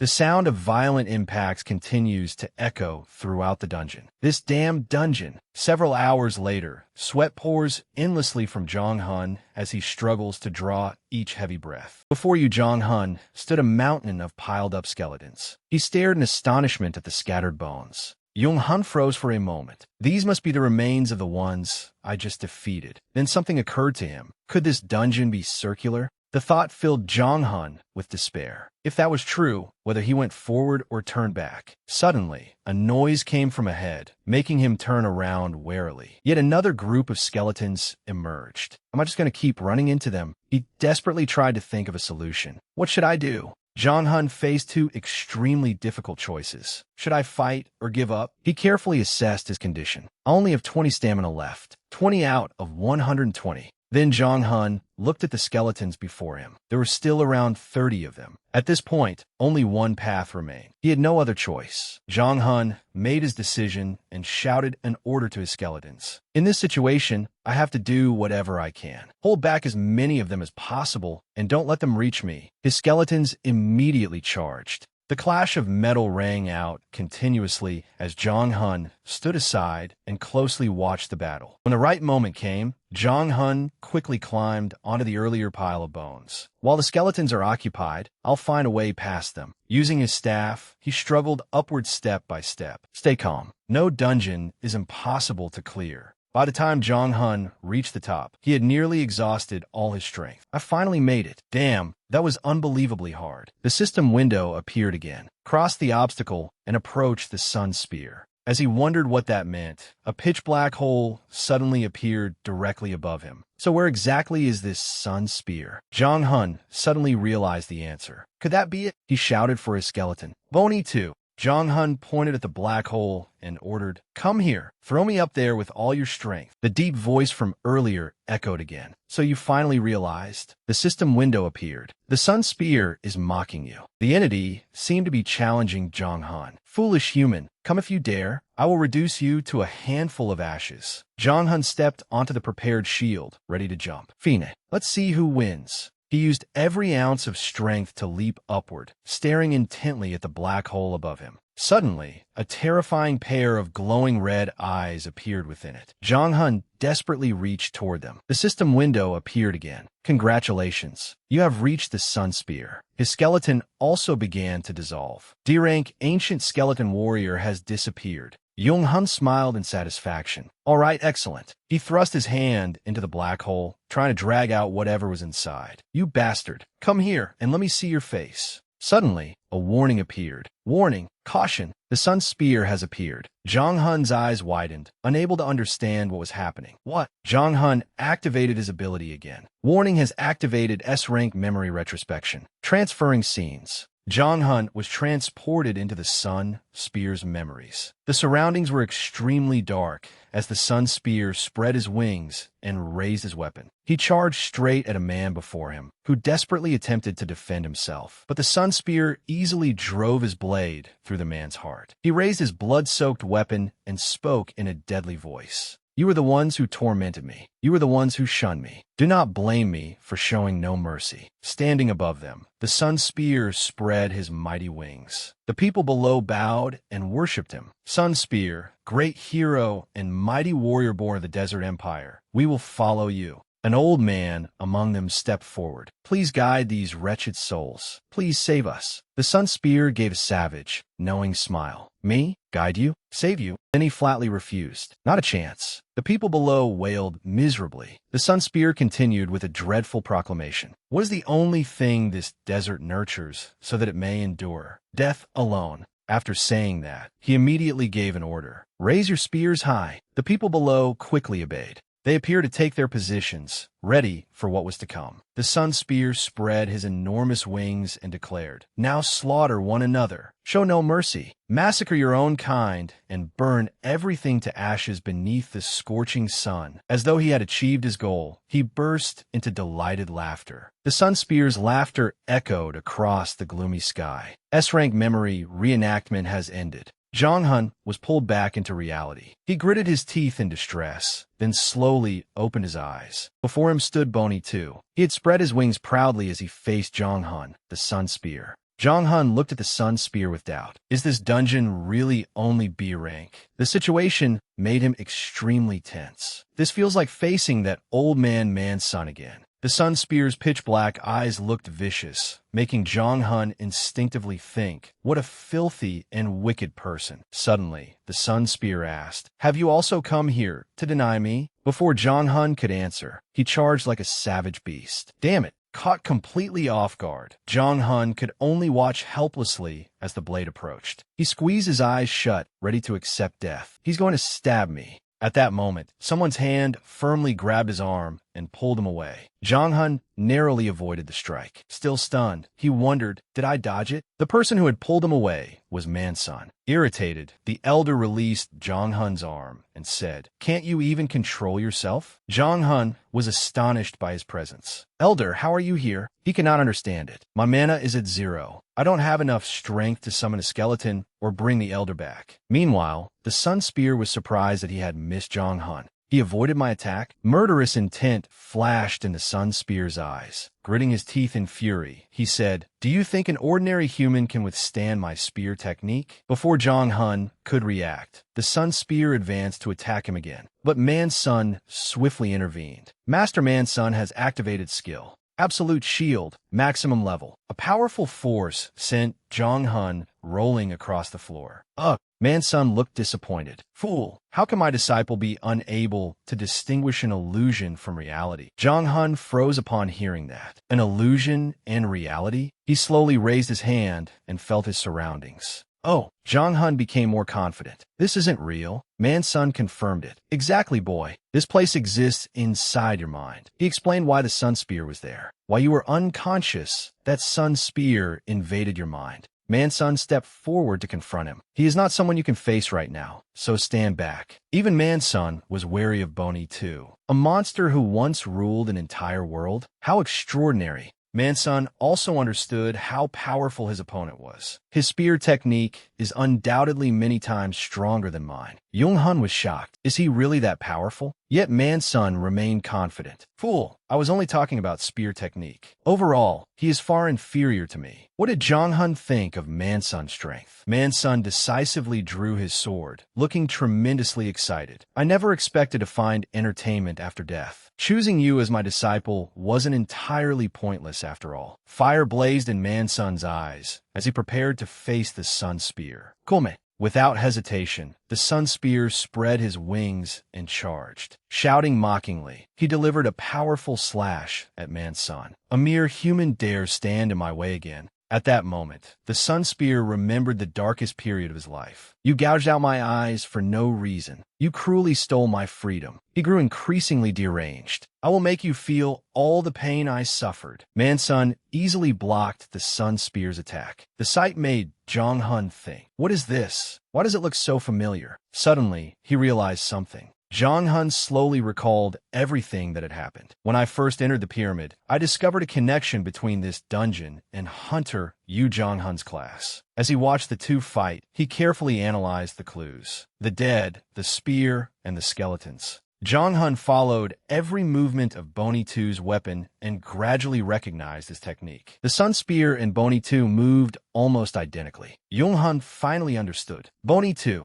System notifications continuously appeared. Now that his identity has been revealed, this entity will henceforth be designated Bony 2. Sun Spear's resentment stage. Difficulty cannot be measured. The Sun Spear's resentment toward humanity pierces the heavens. Subdue the Sun Spear to achieve Bony 2's true awakening. Jong Hun shouted, Elda Man Sun. Man Sun answered angrily. What are you doing? As I said, he is not an opponent you can face yet. But Jong Hun confidently insisted, no, I have to do this. Please let me handle it. Hatred burned in the Sun Spear's eyes like crimson flames. A system notification appeared. Sunlight window. Jong Hun still did not know how to handle the situation. Clenching his teeth, Man Sun stepped in front of him protectively. Then what do you intend to do? Do you have a plan? Jong Hun answered, that creature is my summon. There was no longer any doubt in Jong Hun's mind. That is Bony 2. He is my child. You must not defeat him, Elder. I have to overcome him myself. Man Sun exclaimed in disbelief. What? More resolute than ever, Jong Hun stood tall. That's right. This was never your stage, Elder. It has been mine from the very beginning. His brows furrowed with determination. This is my mind, so I will face him until all his hatred has been released and until he has exhausted himself and finally lets go. Without the slightest fear, Jong Hun walked step by step toward the Sun Spear. The Sun Spear stared at him with utter disgust and cursed, filthy human. He slammed his weapon into the ground with a deafening crash. Deceitful and vile. Yet Jong-hun refused to stop. You of all people, a lowly human. Horrific memories still haunted the Sun Spear's mind. Do you think you can understand me? Don't make me laugh. He screamed furiously. I despise humans. I curse humanity. With that, the Sun Spear pointed his weapon toward the sky and shouted. Without hesitation, he charged straight at Jong Hun.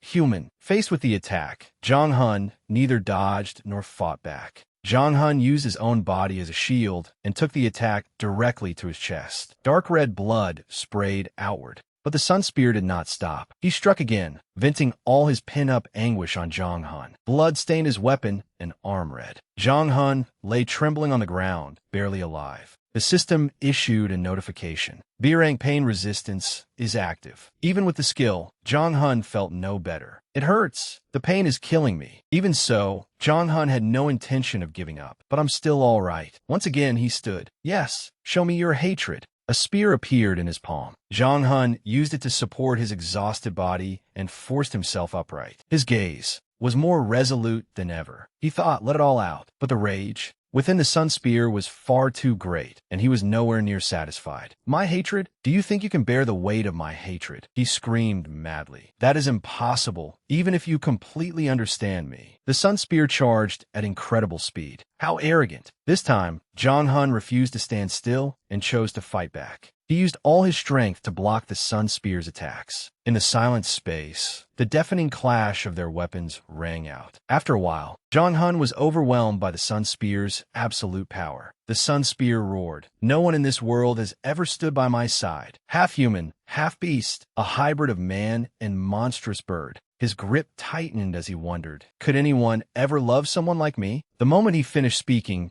Zhang Hun's weapon was knocked away. Like a savage beast, the Sun Spear tore viciously into Zhang Hun's body. I should never have been born. From the moment of my birth, humans drove knives into me. They took my eyes. They tried to take my hands. They tried to sever my ankles. Do you know how horrifying that pain was? Zhang Hun waited until the Sun Spear had said everything he wanted before responding. His breathing became rapid and strained, and he struggled to form the words. That.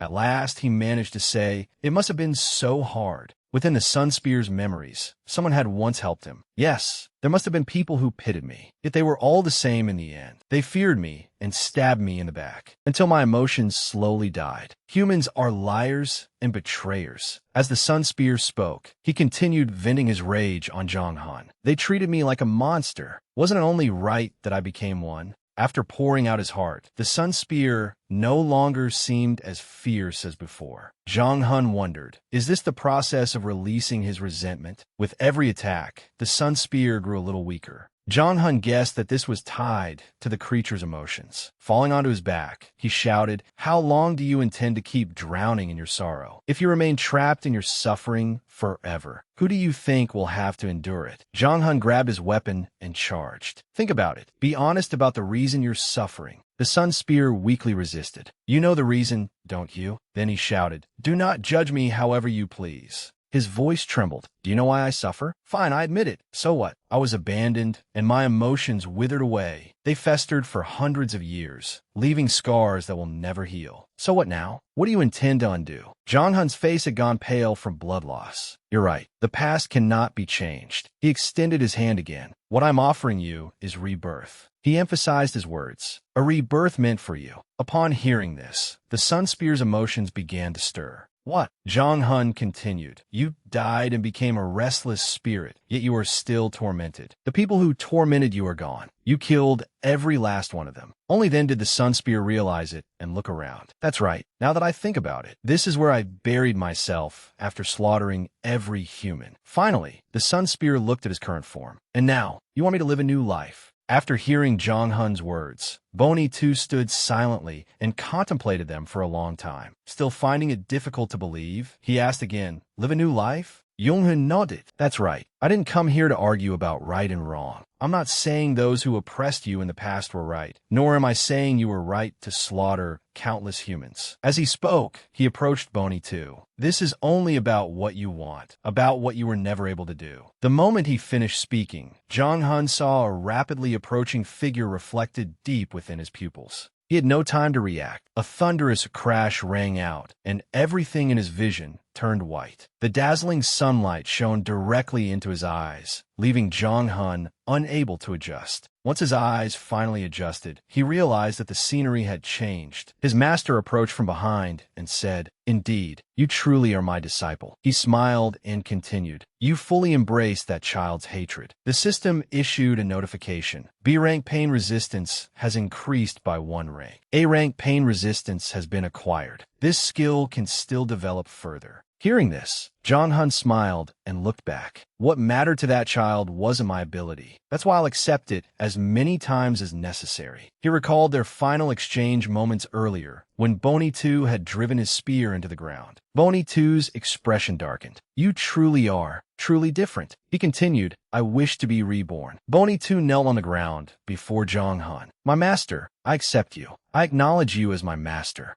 A notification appeared. Hidden condition fulfilled. The Sun Spear's hatred stage has been completed. Completion rewards are being delivered. The scene shifted to a crowded reception hall. Dim golden lighting made the surroundings appear even more luxurious, while the many guests laughed and chatted among themselves. Meanwhile, a woman stood in a corner, gently swirling a glass of red wine. It was none other than Soju. She wore an irritated expression and sighed. She hated dull parties like this, so all she could do was stand there and endure them. How boring. I only came because my older brother asked me to, but this is such a waste of time. I used to tolerate these events because they gave me opportunities to speak with powerful people. Compared to that old man, however, everyone here is little more than a newborn. The more Soju thought about it, the more frustrated she became. I just want to get this over with and leave. At that moment, someone suddenly called out to her. At some point, a blond man had approached her. I've been looking everywhere for you. It's been a long time. He gave her an awkward smile. You still remember me, don't you? Back with Jong Hun, his conversation with Boney 2 continued. I'm telling you to enjoy it. Boney 2 hesitantly asked, you mean? What I once wanted to do. That's right. Do what you want to do. After saying this, Jong Hun reached out and took hold of Boney 2's weapon. For one brief moment, I could clearly sense who you were in the past, what caused you pain, the emotions you experienced, and everything you longed for. Among all of that, there's one thing you cannot deny. Jong Hun emphasized you wanted to see the world. Boney 2 was gradually moved by his sincere words. The world, Jong Hun explained. You were curious about the soft grains of sand beneath your feet, and the camels wandering across the desert fascinated you. Those were exactly Boney 2's thoughts. That's right, I was curious about the world. It was an undeniable truth, one that transcended humanity's notions of good and evil. Jong Hun asked, isn't that enough? Boney 2's expression immediately changed. Enough. Seeing Boney 2 grow agitated, Jong Hun softened his voice. Honestly, I can't fully understand your pain. Even though I felt it for a moment, it was only fleeting. That's why I don't want to carelessly offer you empty comfort. Nor should I. All I'm saying is, wouldn't it be enough to live according to your own desires? No matter how much you once hated humanity, and no matter how much bitterness remains, leave it all behind. Jong Hun gently advised him, just think about how you can finally see the world. Boney 2's lips trembled. Does that mean you can show me the world? Jong Hun smiled. Of course. The necromancer's staff appeared in Jong Hun's palm. I'm a necromancer. Although I am cursed and constantly forced to confront death, the world I live in is entirely different from the one you knew. But if you still wish to see such a world, he paused and extended his hand toward Boney 2. The gesture startled Boney 2, who instinctively stepped back. Jong Hun, however, that remained where he was, wearing a confident smile. Take my hand and follow me. The system announced. The sun spear is torn. The sun spear is conflicted. After standing silently for a moment, Boney 2 finally spoke. Are you, he asked bluntly, are you any different from those people? I am the absolute ruler of an ancient desert empire, half human and half beast, unrivaled beneath the heavens, the great spear that devours the sun. I submit to no one, Boney 2 calmly continued, especially not to a human. But then he hesitated. Are you truly worthy of becoming my master? A golden notification suddenly appeared. Hidden quest activated. The exclusive hidden condition for the Sun Spear's hatred stage has been fulfilled. Prove that you are the true master. Once proven, the memories and will of the Sun Spear will be inherited by Boney 2. Jong Hun smiled to himself. So, I have no other choice? A master, huh? A spear appeared in his hand. He confidently asked, how do I prove it? Boney 2 answered, it's simple. Take my spear and endure the sun's true power, not the faded remnant of my hatred. Can you do that? Jong Hun agreed without hesitation. No matter how many times it takes, I'll do it. Having waited for those words, Boney 2 vanished from his position. He launched himself into the air, teeth clenched and eyes fixed on Jong Hun. The sun spear in Boney 2's hands drew closer with every passing instant. At sunset, inside a large building, the blond man spoke again. You remember the rankers I befriended during my last visit to America, don't you? He smiled brightly. They've been eager to meet you, Soju. Standing opposite him, Soju showed no interest and merely watched him in silence. Should I arrange a meeting? I also have some limited edition whiskey. So, suddenly, Soju raised her head and glanced to the side. Her attention was fixed on a clock. Her patience appeared to be wearing thin. Unable to endure it any longer, she said, I'm leaving now. I have another appointment. The blond man responded, oh, really? But the party has only just begun. Before he could say anything more, she turned and left. Thank you for inviting me today. He stammered, of course. Soju quietly departed without the slightest hesitation. The blond man remained behind, visibly furious. He ground his teeth and struggled to suppress his anger. She's so irritating. Does being an A rank make her think she's that special? So the recent rumors are true, are they? She's hiding a boyfriend. The blonde man refused to let the matter go. I'll have to investigate this. Meanwhile, on Jong Hun's side, the dungeon gate opened. A familiar figure emerged from within. He looked like a withered corpse, drenched in sweat and groaning from exhaustion. He tossed his skull-top staff onto the ground and collapsed. I seriously thought I was going to die. The sky had begun to darken, though the sun had not yet set. Jong Hun sat up and thought. Andre said he would be out until around 6. He should be back soon.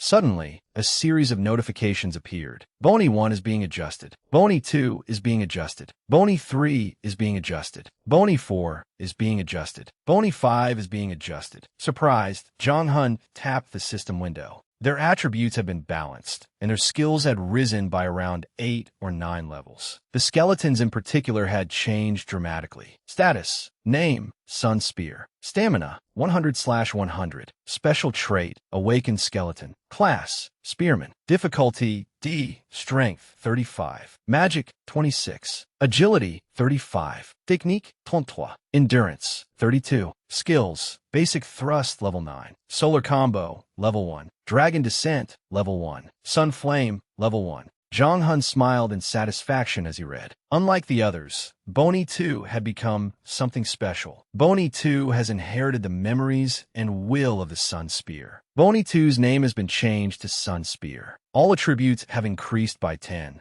Jong Hun exclaimed in admiration. All 3 newly added skills are attacks the spearman used against me. Solar Combo releases a dazzling chain of attacks. Desert March covers the entire battlefield in a storm of sand and spirits. And Sun Flame temporarily increases movement and attack speed with its flames. These changes force Jong Hun to re-evaluate his summons. They're incredible, but I can't keep calling him Bony 2. Right, I'll call him Solar. Solar. That sounds a little too cold. With that thought, he tapped the system's completion reward window. This still isn't over. A notification appeared. You have successfully completed an unranked difficulty level. A major achievement has been accomplished. Rewards are being distributed. Congratulations. You have received an S-rank golden random box. Holding the box, Jong Hun could hardly believe his eyes. S-rank. As an E-rank hunter, I've never received a single worthwhile item. And now he carefully examined the box. I actually have an S-rank item. The system asked, would you like to open the S-rank golden random box? After a brief hesitation, Jong Hun excitedly answered, open it. A blinding golden light immediately shot into the sky, opening S-rank golden random box. Inside the box was a staff adorned with red gemstones. Congratulations, you have received an S-rank item. Its information appeared. Item: Fire Dragon Fragment. Rank S-type staff. A magical staff imbued with the power of the legendary Red Dragon. Effect 1, Stamina plus 100. Effect 2, Skill cooldown time reduced by 20%. Effect 3, Fire Attribute skill power increased by 100%. Jong Hun froze after reading it. Whoa, 100 extra stamina. That's amazing. It might not seem extraordinary for an S-rank item, but a 100% increase to Fire Attribute skill power? If used properly, the stronger the wielder is, the more powerful this item becomes. Sensing a chance to make a fortune, he immediately took out his phone. I wonder how much this would sell for. Jong Hun quickly opened a popular application containing all kinds of information. He posted a question. I just obtained an S-rank staff. Could someone appraise it for me? Specifications: Fire Dragon Staff. Rank: S-type staff. Stamina plus 100. Skill cooldown time reduced by 20%. Fire attribute power increased by 100%. Comment 3. Rolling Stone. Stop begging for attention. Just look at the username. How could an E-rank hunter possibly possess an S-rank item? Craving Skewers commented, it's the same old attempt to farm likes. Seeing everyone dismiss him, Jong Hun's blood began to boil. These people, to prove them wrong, he photographed the staff. Do I need to slap them in the face with the truth? Look at this. Still don't believe me. His edited post read, Hunter News, General Discussion. Question, I just obtained an S-rank staff. Could someone appraise it? Author, Yuzen Messi. Posted at 6:35 p.m. Specifications. Fire Dragon Staff. Rank S-type staff. Stamina plus 100. Skill cooldown time reduced by 20%. Fire attribute power increased by 100%. Reposted with video evidence. news because people might think it's fake. The comments immediately exploded. Wait, it's real. My God, this S-rank item is insane. Why are its attributes like that? Do you even know how to read attributes? It's obviously overpowered. The situation quickly spiraled far beyond Jong Hun's expectations. Information about his post began appearing everywhere. What? Why is on the trending board? Why is this on the news? A mysterious S-rank item appeared on Hunter News today. A dungeon report quoted an A-rank hunter. This is an extremely desirable weapon for fire tribute hunters. Jong Hun thought in alarm. Fortunately, Hunter News has strong security, so my personal information won't be leaked. Before he could sigh in relief, 78 notifications appeared. Damn it, why do I have so many messages? To avoid attracting further attention, he hurriedly deleted the post. Forget selling it. I'm not ready to draw this much attention. Just then, Jong Hun remembered something. Wait, there's no rule saying I have to use it myself. My stamina has recovered, so let's test it right now. With that thought, he took a chance and tried using the staff. The system announced, Summon Skeleton, D rank activated, 10 stamina consumed. Bony 5 has been summoned. Jong Hun slowly approached him. Bony 5. Without hesitation, Jong Hun handed him the staff. Here, he continued, it's a gift. Bony 5 was so shocked by those words that his jaw nearly dropped off, and he let out a series of incomprehensible cries.